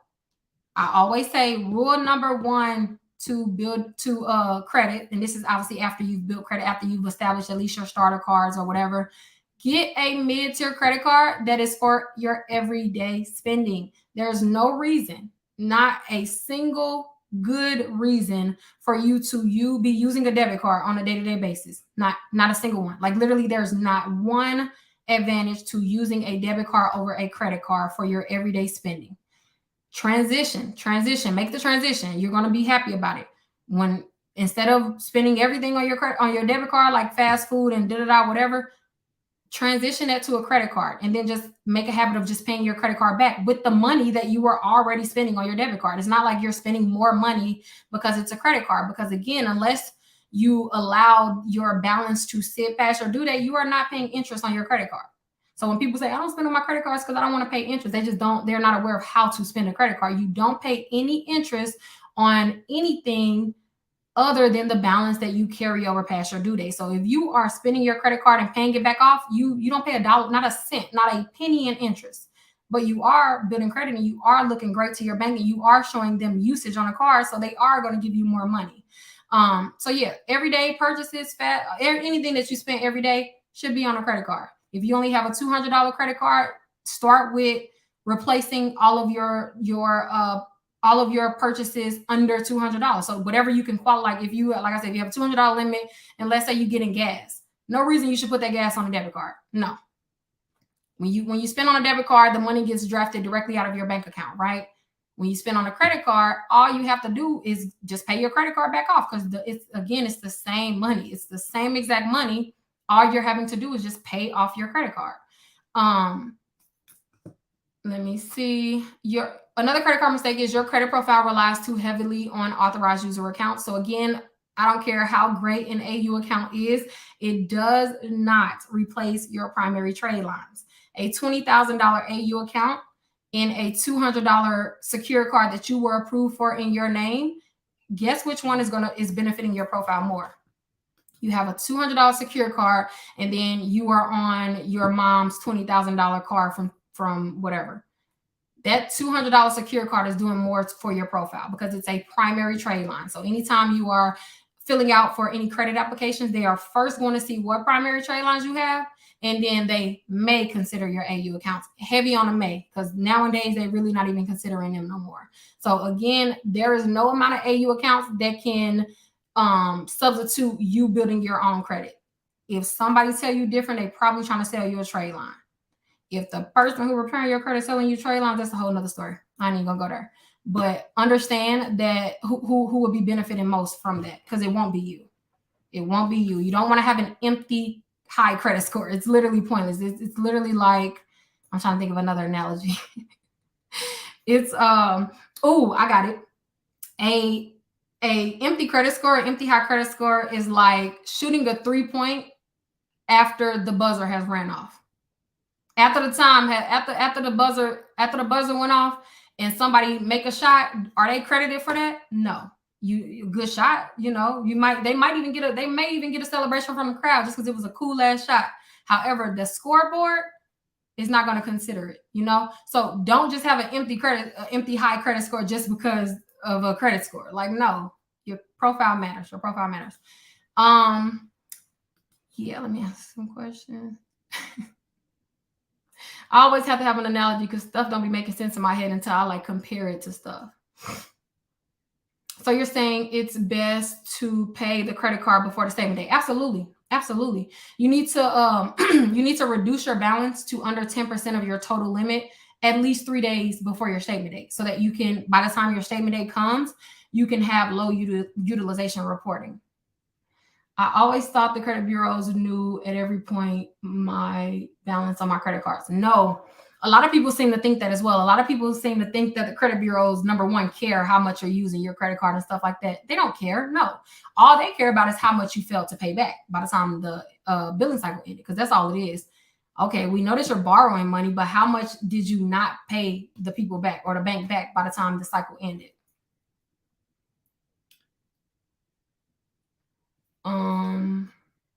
Yeah, I'm gonna save this. This will be saved on YouTube. My YouTube channel is Shonda Martin.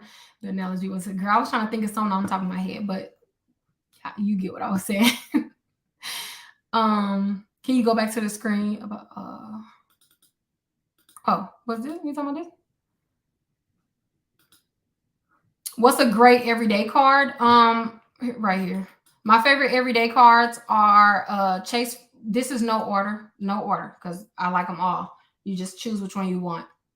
Because my favorite overall, like my favorite all-time everyday card is Amex Gold. But other than that, City Double Cash, City Custom Cash, Chase Freedom Flex, Chase Freedom Unlimited, Chase Sapphire Preferred, Navy Federal. Some of Navy Federal cards are really good for not really, but Navy Federal cards are best for long-term financing.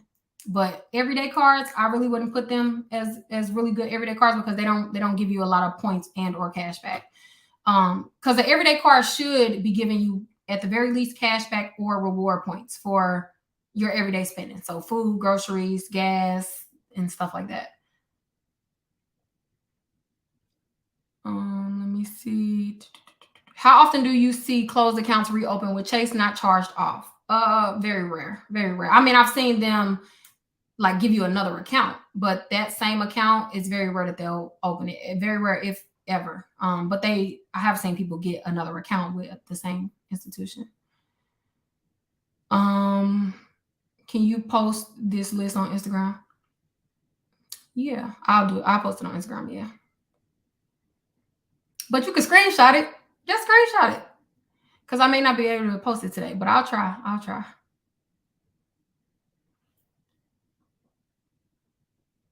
I have a Chase account that is closed but not charged off, and I'm trying to get an account. So you closed it or did they close it?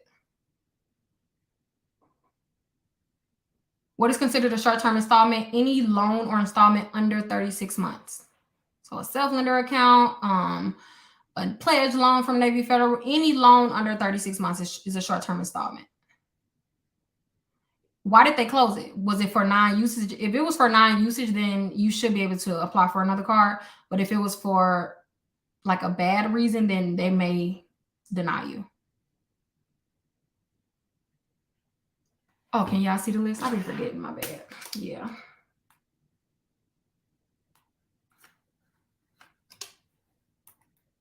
Here are subprime cards, which are, like I said, for those with bad credit. These are for those with no credit. What do you think about the Ritz-Carlton card? I can't think of it like right now. I don't know the specifics of that card.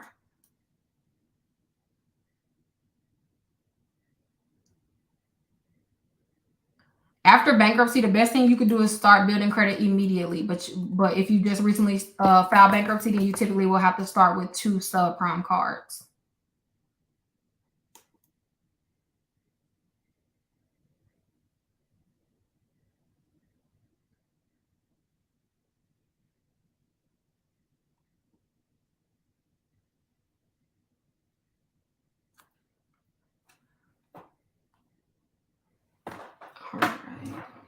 All right, y'all. I'm finna get off of here. I'm gonna save this video on YouTube so you guys can go back and rewatch it. How long we been live?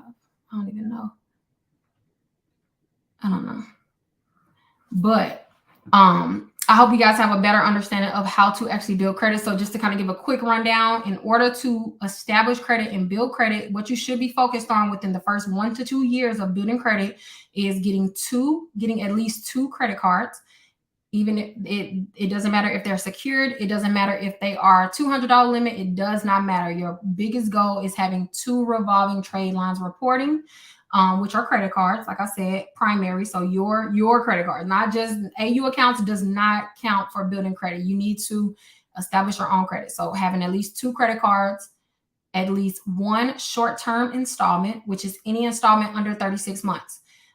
If you have those 3 accounts, you're going to have a good credit mix. So you're going to be getting a lot of points for credit mix, if not all. And you are going to obviously be building credit for your payment history and your credit utilization. So again, to build credit, 2 credit cards, 1 short-term installment. Make sure the credit cards only report utilization between 1 and 10%. So that means that before your statement date, you need to reduce your balance to under 10% of that credit card's limit, right? And then make sure you do not end any short-term installments early. If you have under 5 accounts on your credit report, you cannot afford to end any installments early. You need those payments reporting to your credit report so that you can have more on-time payments reporting. The more on-time payments you have reported to your credit profile, the less impact anything will have on it. So even the more on time, a person who has more on time payments reported, collections will affect them less, charge-offs will affect them less, late payments will affect you less, because your payment history is the most important factor in your score. The more you have, the better it is. The less your score is going to be finicky and jump and no, your score is going to be very stable the more on-time payments that you have reporting. I like Tomo for starters. I like Tomo.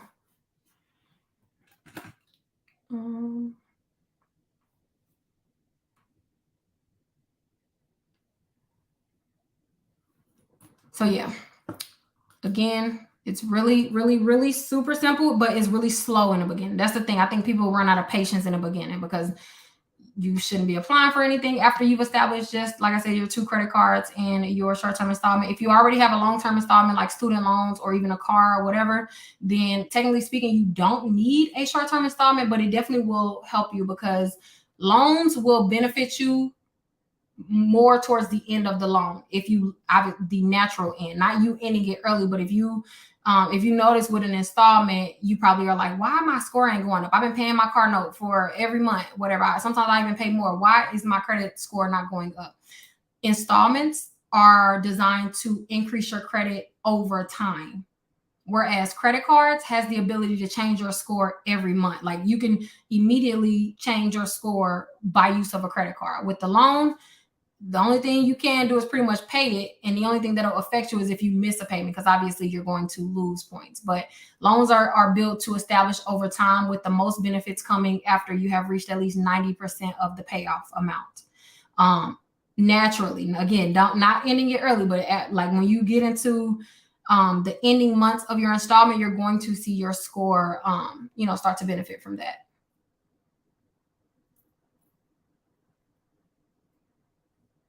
You have to bring down the utilization first. The better the utilization, the more they want to increase your limit. Very true. Yes, that goes without saying. Absolutely. When does high utilization start to have a memory? FICO 10T actually has already come out, but like not a lot of lenders use it, but it's out. So keep that in mind. And I definitely think that over the next year or two, more lenders will switch over to pulling FICO 10T as opposed to FICO 8. They ain't pulling really 10T right now because it's super new. It's not even 6 months old. And it just would be pointless at this point. But after about a year, I think that they'll do the switch. So make sure, like I said, consistently you're reporting a low utilization, because prior to FICO 10T, which is the newest version of our FICO score, utilization never has had a memory. So that means if you had a high utilization month in January, by February, that high utilization wasn't affecting you anymore if you paid down your balance since then. With FICO 10T, it still affects you. It's a 24-month snapshot. Any lender that pulls your credit report will see a 24-month kind of like report of what utilization that you reported on every single one of your trade lines, every single one. So utilization now has a memory, unfortunately. So keep that in mind when you are paying your credit cards. My thoughts on the Apple Card, I like the Apple Card. It's a cool card. I don't like it better than like the Citi Custom Cash or the Citi Double Cash or even Chase Freedom Flex, Chase Freedom Unlimited. It's not better than those, but it's a cool card.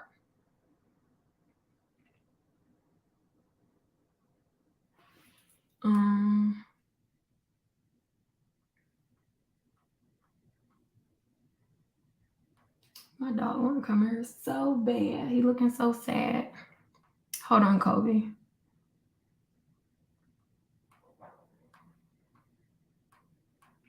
I followed your blueprint and have my whole family following it. We've been up since then. Yeah, look, listen, it's tested, it's tried, and literally thousands of people have followed the same method. It's tested for real. It's really tested, and I don't never want y'all to take my word for nothing. Y'all know how I am. You should always do your own independent research. However, try it out. Next month, if you have current credit cards, put your utilization between 1% and 10%, especially if you've been reporting like 30% or higher. Reduce your utilization before your statement date, under 10%, and see, don't it benefit your credit profile. Also, if you are about to ask for a credit limit increase, make sure you follow that posting schedule and come back and let me know if you got your increase or not. Come back and let me know. What do you think about the Amex Blue Preferred? Yeah, I like the BPC Blue BCP card, Blue Cash Preferred. Love it. Would you? I don't do one-on-ones. I don't currently offer them. Why did my installment drop? My score is paid every month on time. That's hard to say without looking because I'm not sure. What is it saying? Like, what is your credit report saying? What made you think, oh my bad, that the installment caused the reduction in the score? What did it say?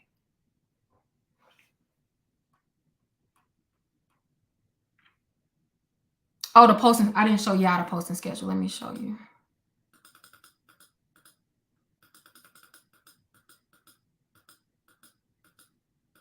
Where is it at?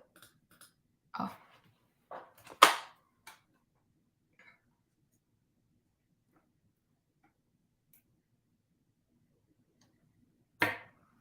When does high utilization have a memory? Within FICO 10T. So now, because FICO 10T unveiled, I think last month or the month prior. If you have my FICO, you can see your FICO 10T score.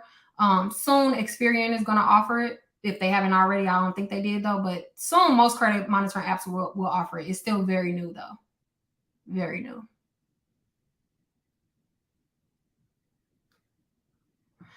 What happens after your short-term loan ends? Do you start another, and does it affect your credit age, or will it continue from your last one? Starting a new one, yes, because it's a different account.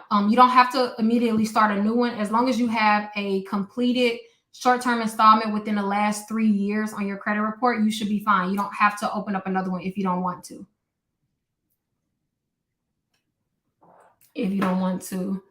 Followed your advice for getting the credit card first before my auto loan. Literally got a 4%. Ooh, that's amazing. Yes. Look, that's what it's about. That's what it's about. Because anybody can get a car loan. I say that all the time. Anybody can get a car loan. It's not hard to get a car loan, even a luxury vehicle. What is hard is getting a great APR on that car.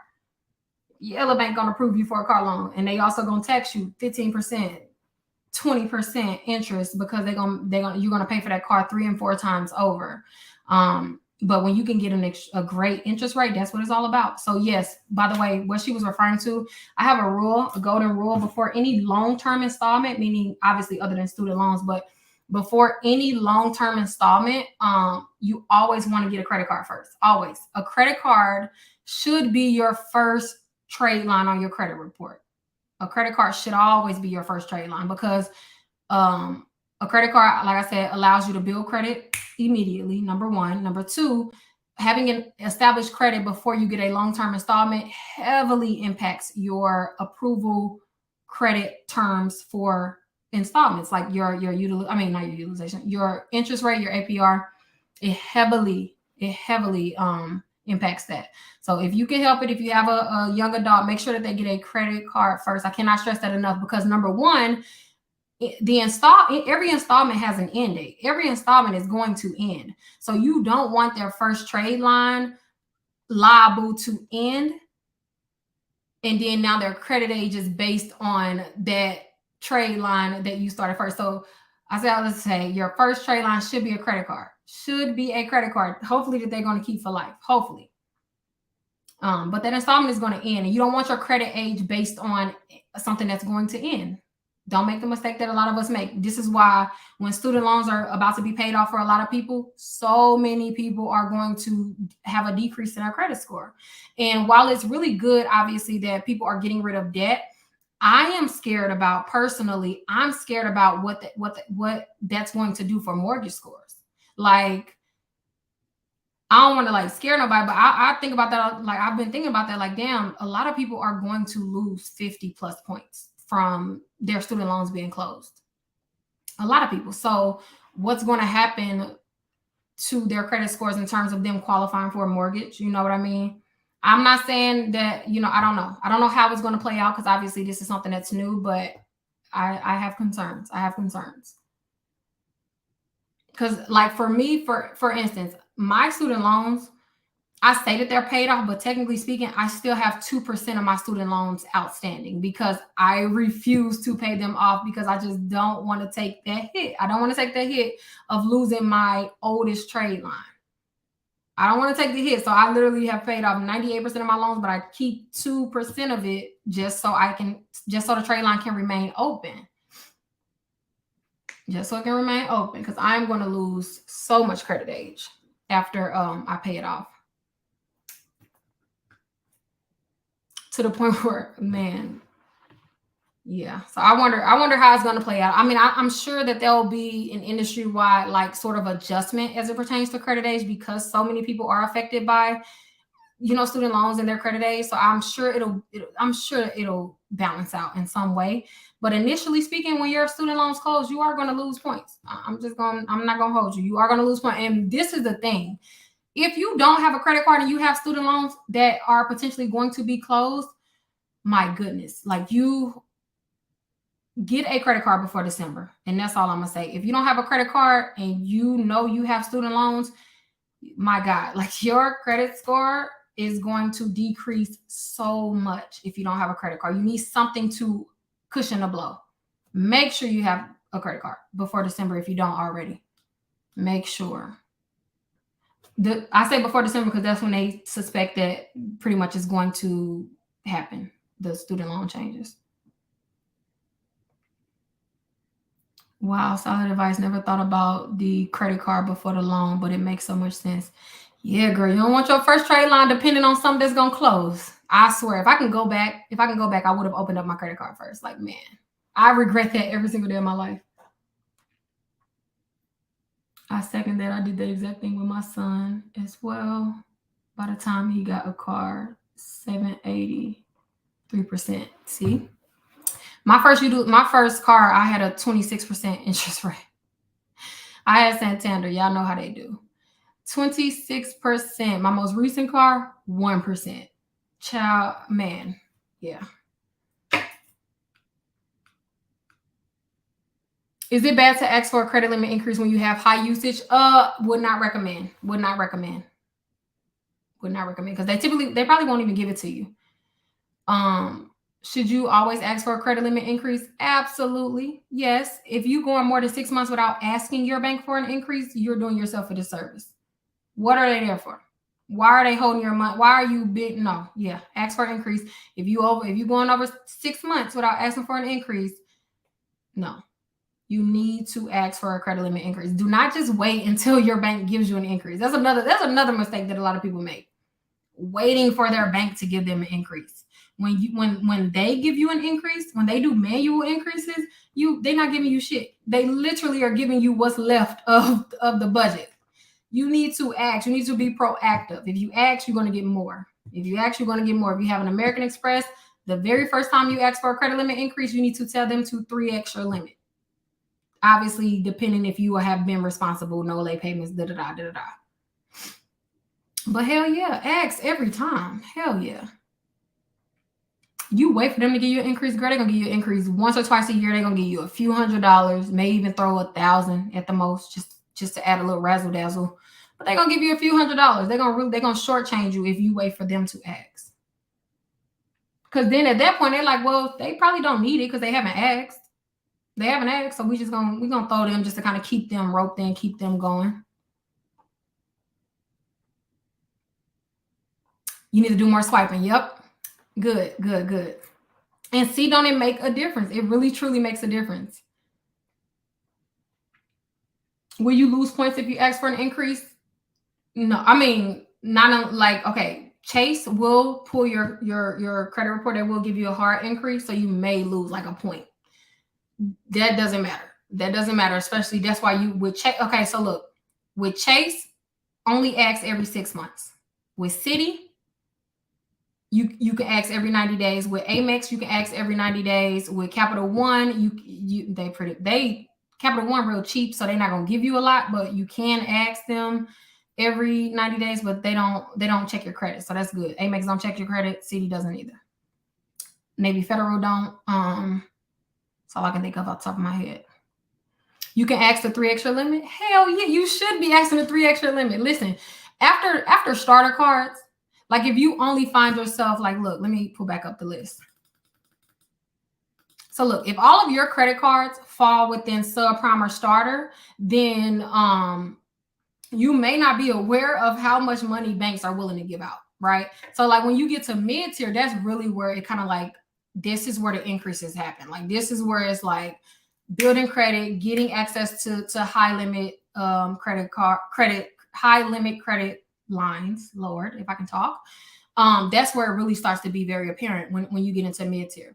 Do you consider a $20,000 credit card a high limit? Yeah, I mean, I feel like, okay,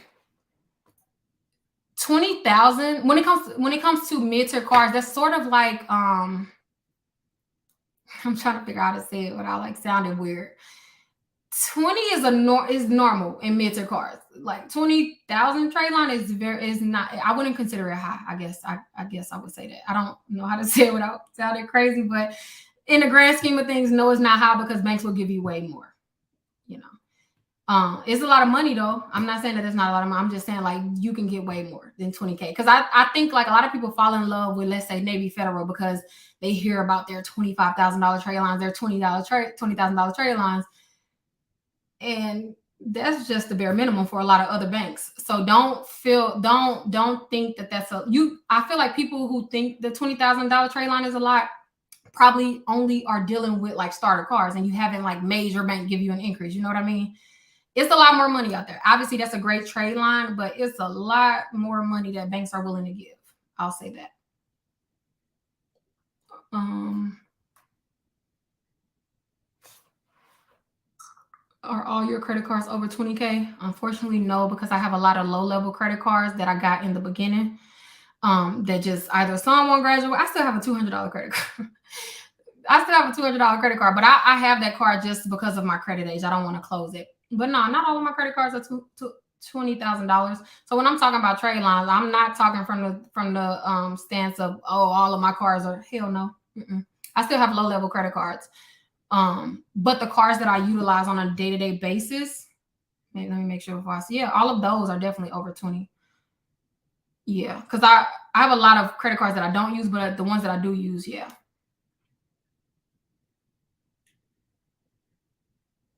Capital One doesn't look at the usage of your other cards. Every company is going to look at your utilization, which is why before you ask for a credit limit increase, you should always, or even before you apply for anything, you should always reduce all of your current credit cards down to under 10%, specifically between 1% and 3%. That's going to maximize your score. So yeah. Increase mortgage scores rapidly. Oh, I need to do a whole, I'm gonna do a whole, I think my next webinar is probably going to be about mortgages again. There's so many ways. I don't even know where to start with mortgages because those are specific scores. So number one, any installments with less than 10% remaining is going to increase your mortgage score. Making sure that you zero out all of your current credit cards except one is going to increase your mortgage score. Any accounts that are under or less than 18 months old, allowing them to age 3 months, at least 3 months, is also going to increase your mortgage scores. So there are very specific things that you can do to target specifically your mortgage scores that would not affect, like, let's say, like your FICO 8 score. If you go from 0% to 2% the next month on a car, will that drop your score? Actually speaking, it probably is going to give you a little increase, a small boost, maybe a few points. That's the crazy thing, because 0% can actually decrease your score.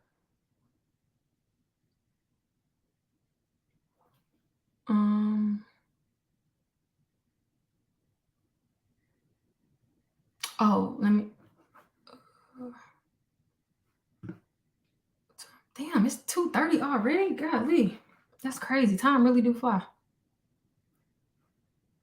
Let me see. So when they pay the 10 to 20,000 in student loans, will they start with the oldest accounts first or the newest? Can you get a credit card per loan? So typically speaking, they're gonna start with the oldest, because if your overall balance is whatever, the oldest account is going to be paid off first. So no way to avoid losing credit age, unfortunately. And with student loans, if you have student loan or federal student loans, you know that every semester is considered a new loan or a new account. So you probably have, like, let's say 12 student loan accounts on your credit report. And the oldest is always going to be paid off first, but you want it to, because that one is well, right now they have an interest pause, but that's the one that has the most interest on it anyway. So yeah, they're going to start with the oldest. So those are going to just start falling off, which is why I say it's really going to affect a lot of people, because let's say you have 14 student loan accounts and you don't have any other credit. If all of those accounts close, like my goodness, that's like your entire credit history, pretty much. That's your entire credit history, and now it's going to be just closed. So make sure you have your credit cards in a short-term installment before December. If you don't have it already, make sure you do that before they close out your student loans, or you're going to be pissed. You're going to be so mad, and it's going to be harder for you to build credit without established credit. So do that before. Do it before they close it. Will it be okay if they don't all close? Will they bring up your score?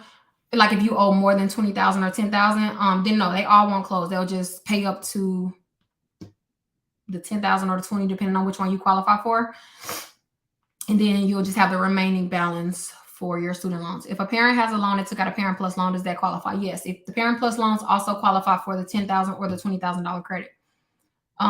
What income are they going off to qualify you? They're going off your reported income to the IRS. So you either would have had to file or have to file taxes in 2019, 2020, or 2021. Again, I keep on saying December because that is when that's the qualifying date that they're using. So if you have not filed either 2019, 2020, or 2021 taxes and you have student loans, you have to do it before December to qualify for the credit. I'm going to repeat that. If you have not filed taxes in the last 3 years and you have student loans and you want that $10,000 credit or the $20,000 credit if you receive the Pell Grant, you have to file taxes by December, or you won't be, like, the funds are going to be gone. You won't.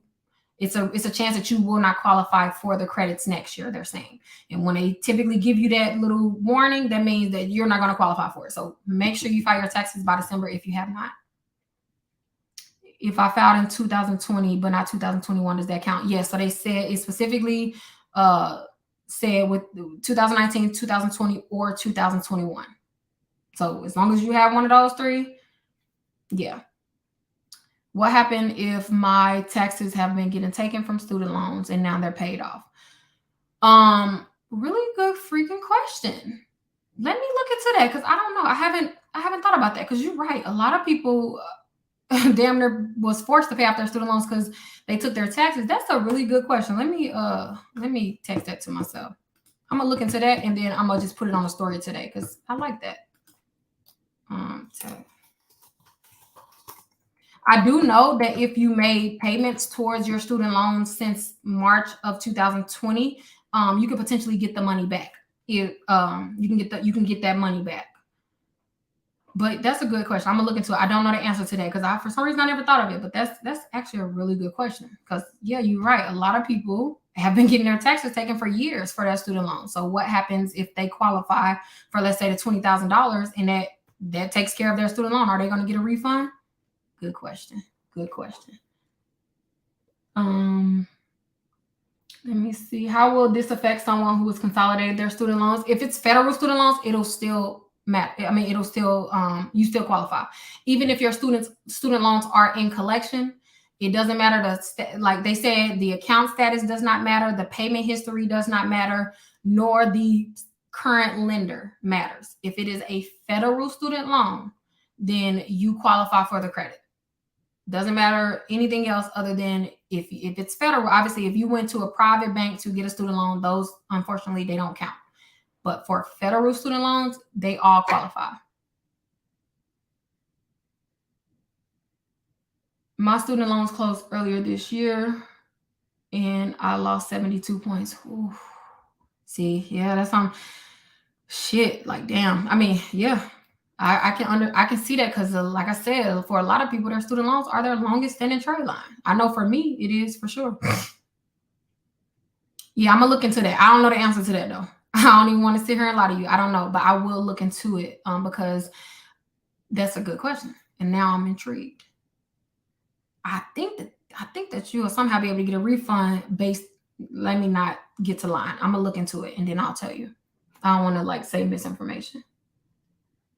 So as of right now, you don't need to apply unless they don't have your information on record. So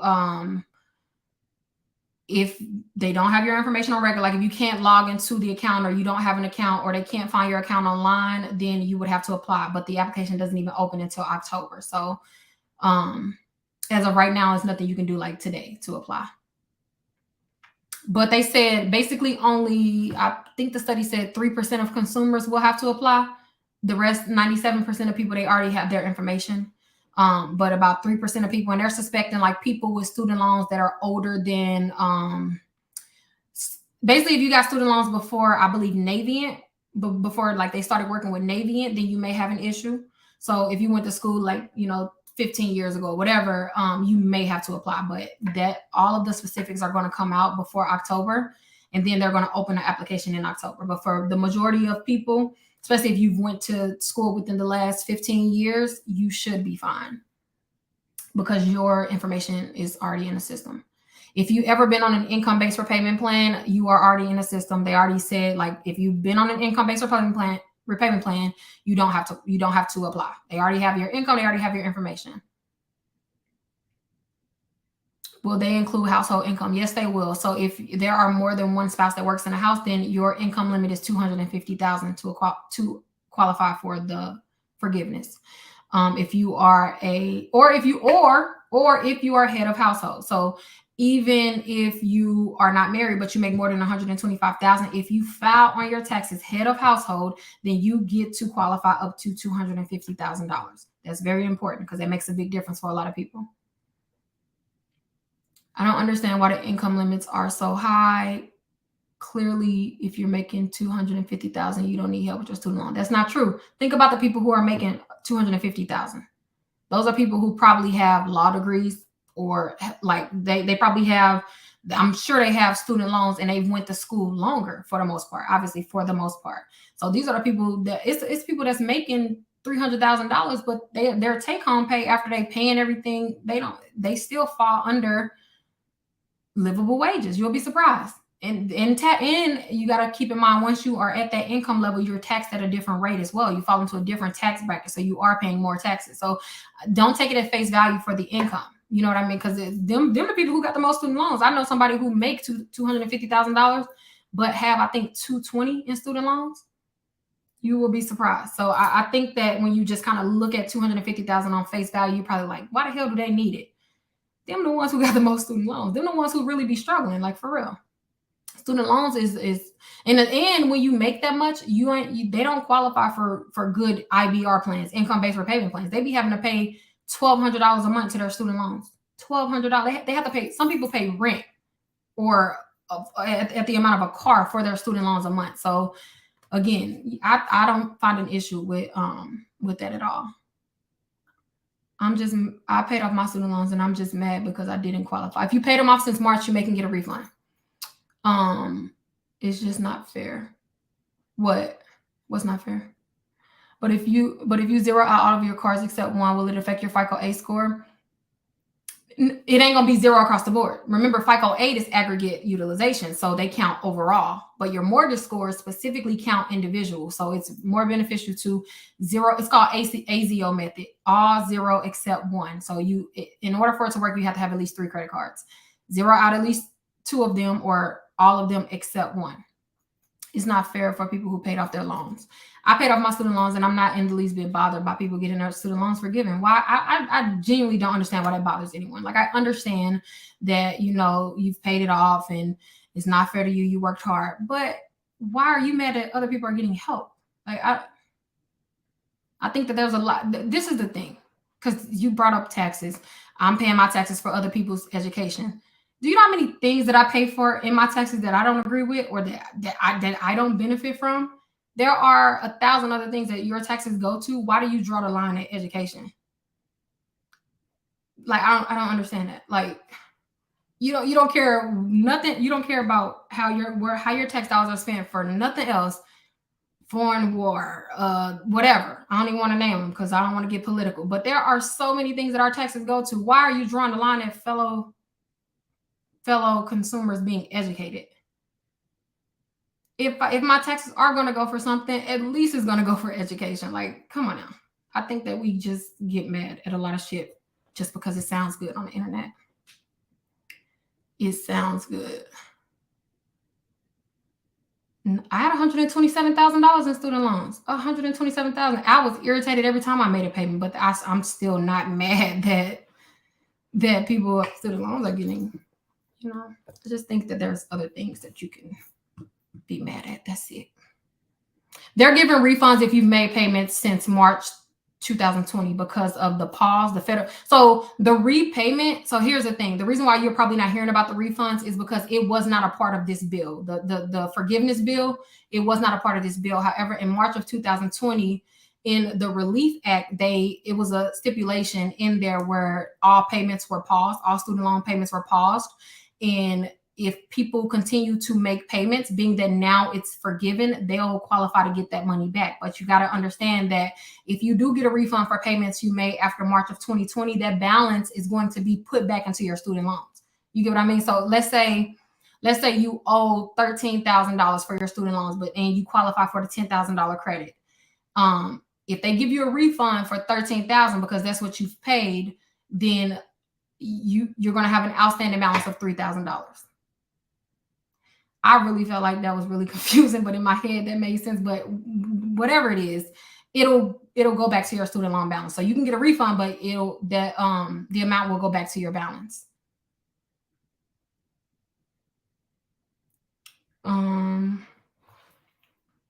What score is used for a mortgage? FICO 2, 4, and 5. FICO's 2, 4, and 5, all three of them. So for mortgage scores, they look at FICO 2, 4, and 5, like I said, and then your middle score is going to be your qualifying score. So let's say you have a 700, a 720, and then a 740. The 720 is going to be your qualifying score. So that is going to be the score that your interest rate is based on. Your interest rate and your approval is going to be based on your middle score. So not all three of them. They take all three, but then whatever is in the middle is what is going to be used. Why are mortgage scores FICO's 2, 4, and 5? Because they're a more stricter version. So basically, look, the easiest way to explain it is FICO's 2, 4, and 5 are outdated versions of our current credit score. Right now, we're on FICO 10. That's the most recent version. FICO's 2, 4, and 5 was in 92, I think, like 2004 and like 98. Those are an outdated version. They're more strict. So things like collections and stuff like that, they don't give a dang on what your collection balance is. Your mortgage score is going to affect you. Whereas with FICO 8, if you have a collection that was originally under $100, like, so if let's say you had a collection that hit your credit report for $78, that's not really affecting your score, not your FICO 8 score. But your mortgage scores, child, you can have a $2 collection and it's still going to affect you the same as a $2,000 collection. So basically speaking, mortgage scores are more strict, which is why it's used in the mortgage industry. Because, I mean, it's a large loan that they're giving you. They want us to have an accurate depiction of your credit score.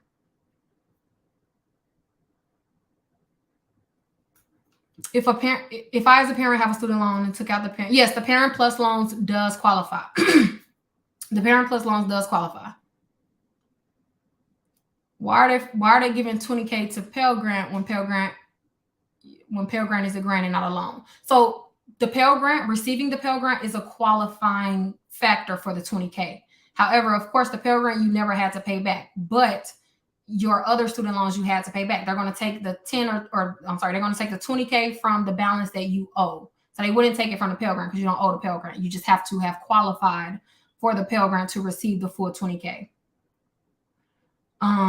No, you only have to have received the Pell Grant at least once in your lifetime. Once. So if you got it one semester, you're good. You don't have to have, gotten the max of it. Just at least once. Send the charge off repeat letter. It wasn't removed. Do I send it again? What did they say? Like, what was their response? It all depends on, because you're supposed to respond directly to what they're saying. Yes, Chase does hard pulls. Chase, initially, when you are applying for a Chase credit card, they're going to pull 2 credit reports. They typically will pull, I believe, Experian and Equifax. They do a double pull. Amex pulls. Don't they pull Trans? It's been so long since I had an Amex. I believe they pull Trans. I know Apple Card pulled TransUnion. Citi does Equifax. I'm gonna pull up my list and I'll post that too. How can we find out if we have the Pell Grant? If you log into your account, or if you make your account online on if you just look up, if you Google the U.S. Department of Education's website, it's going to basically prompt you to like sign into your student loan account, and it'll let you know if you had a Pell Grant or not. And if you've never signed in, I will go and make an account. It's just going to ask you like your social and stuff like that, like your identifying information. But I will go make an account so that you are aware of obviously when your student loans are paid off and stuff like that. If my loans are private, can I make them federal? No, unfortunately, you can't. No, private loans and federal loans are different. As a parent, I have the student loans, and I took out a Parent Plus loan for my child will both be forgiven up to the amount that you qualify for. Yeah. So even if you have two different loans, they're going to, if you qualify for the 20K and both of your loans equal 20K, then they'll zero out all of those regardless. Yeah. You're going to, yes. It's all roped together. If it's a federal loan, even if you went to 10 different schools, if it's a federal loan, it's still coming out of one pot because it's from the U.S. Department of Education. So even if you have a Parent Plus loan, but then you have your own regular student loans, it's all still considered federal, and you just have an overall balance. Is Equifax under investigation? Every credit bureau, it's very seldom that the credit bureaus are not under investigation. So don't fall for like posts that y'all see on social media where it's like, it's just in the credit bureaus are under investigation. So you need to dispute your credit report right now. So pay me so I can dispute it. They're always under investigation. They always breaking the law, which is why we have consumer rights. So at any point you can challenge your credit report. Don't wait for a perfect time. Like, you as a consumer have the right to challenge your credit report at any time. Anytime. You don't need an event to happen, because there's never a time that the credit bureaus are not being sued. But being sued means nothing, because typically speaking, all they do is settle. We don't be knowing about it.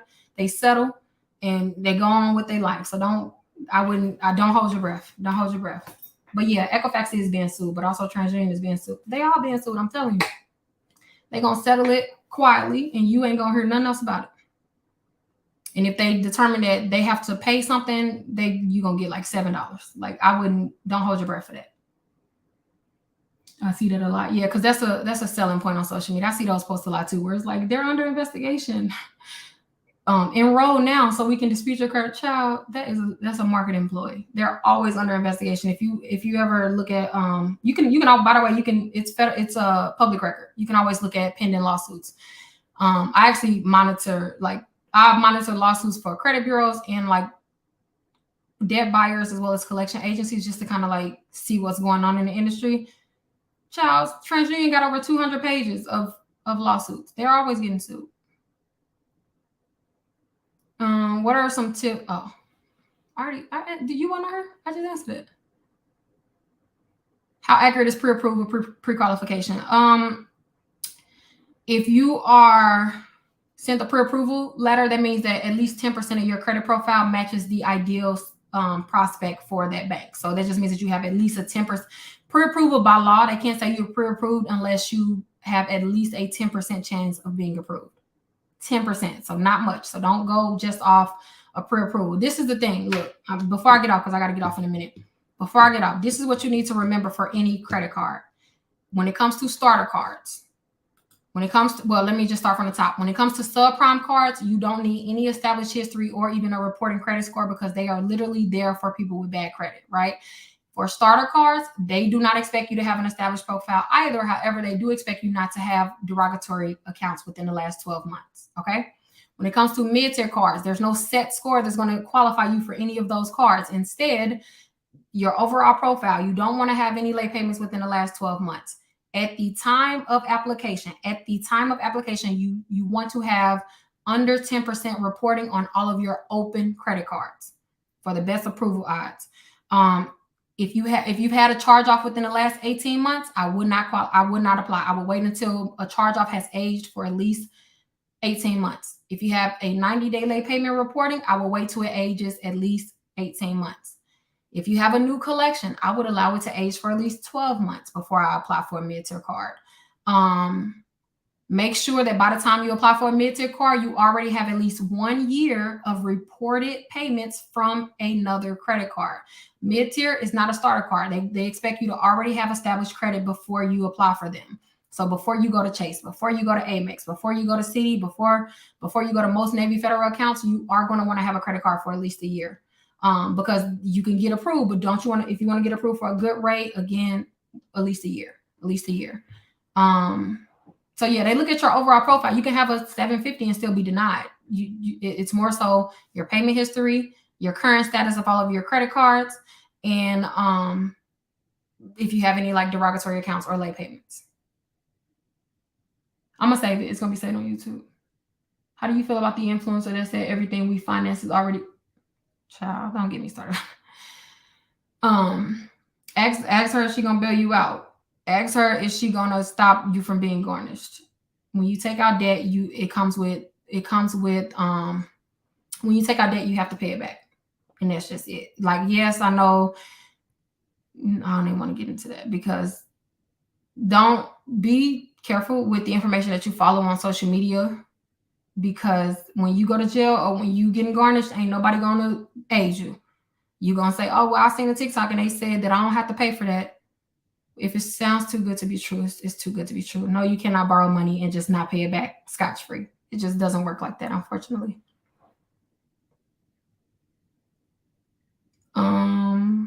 LOL, I remember believing that too. Didn't work. If I'm denied for a credit card, will it affect my score? So no, you don't lose points for being denied. No, you don't lose points for being denied. All right, y'all, I gotta get off here because it's 3 o'clock all freaking ready. But yeah, I'm gonna say this live on YouTube. And if you guys came in the middle, make sure you just go back and watch it. It'll be available within the next 5 minutes. It typically take about that time. But yeah, I'm gonna be back on here later for a regular Q&A. But I have to go. Gotta get the kiddos. I hope you guys have an amazing day. And I hope you learned something. If you learned something, make sure you follow me, because this is just the beginning. I'm constantly on here answering questions, teaching about credit, about finances. Yeah. But yeah, y'all have a great day. Bye.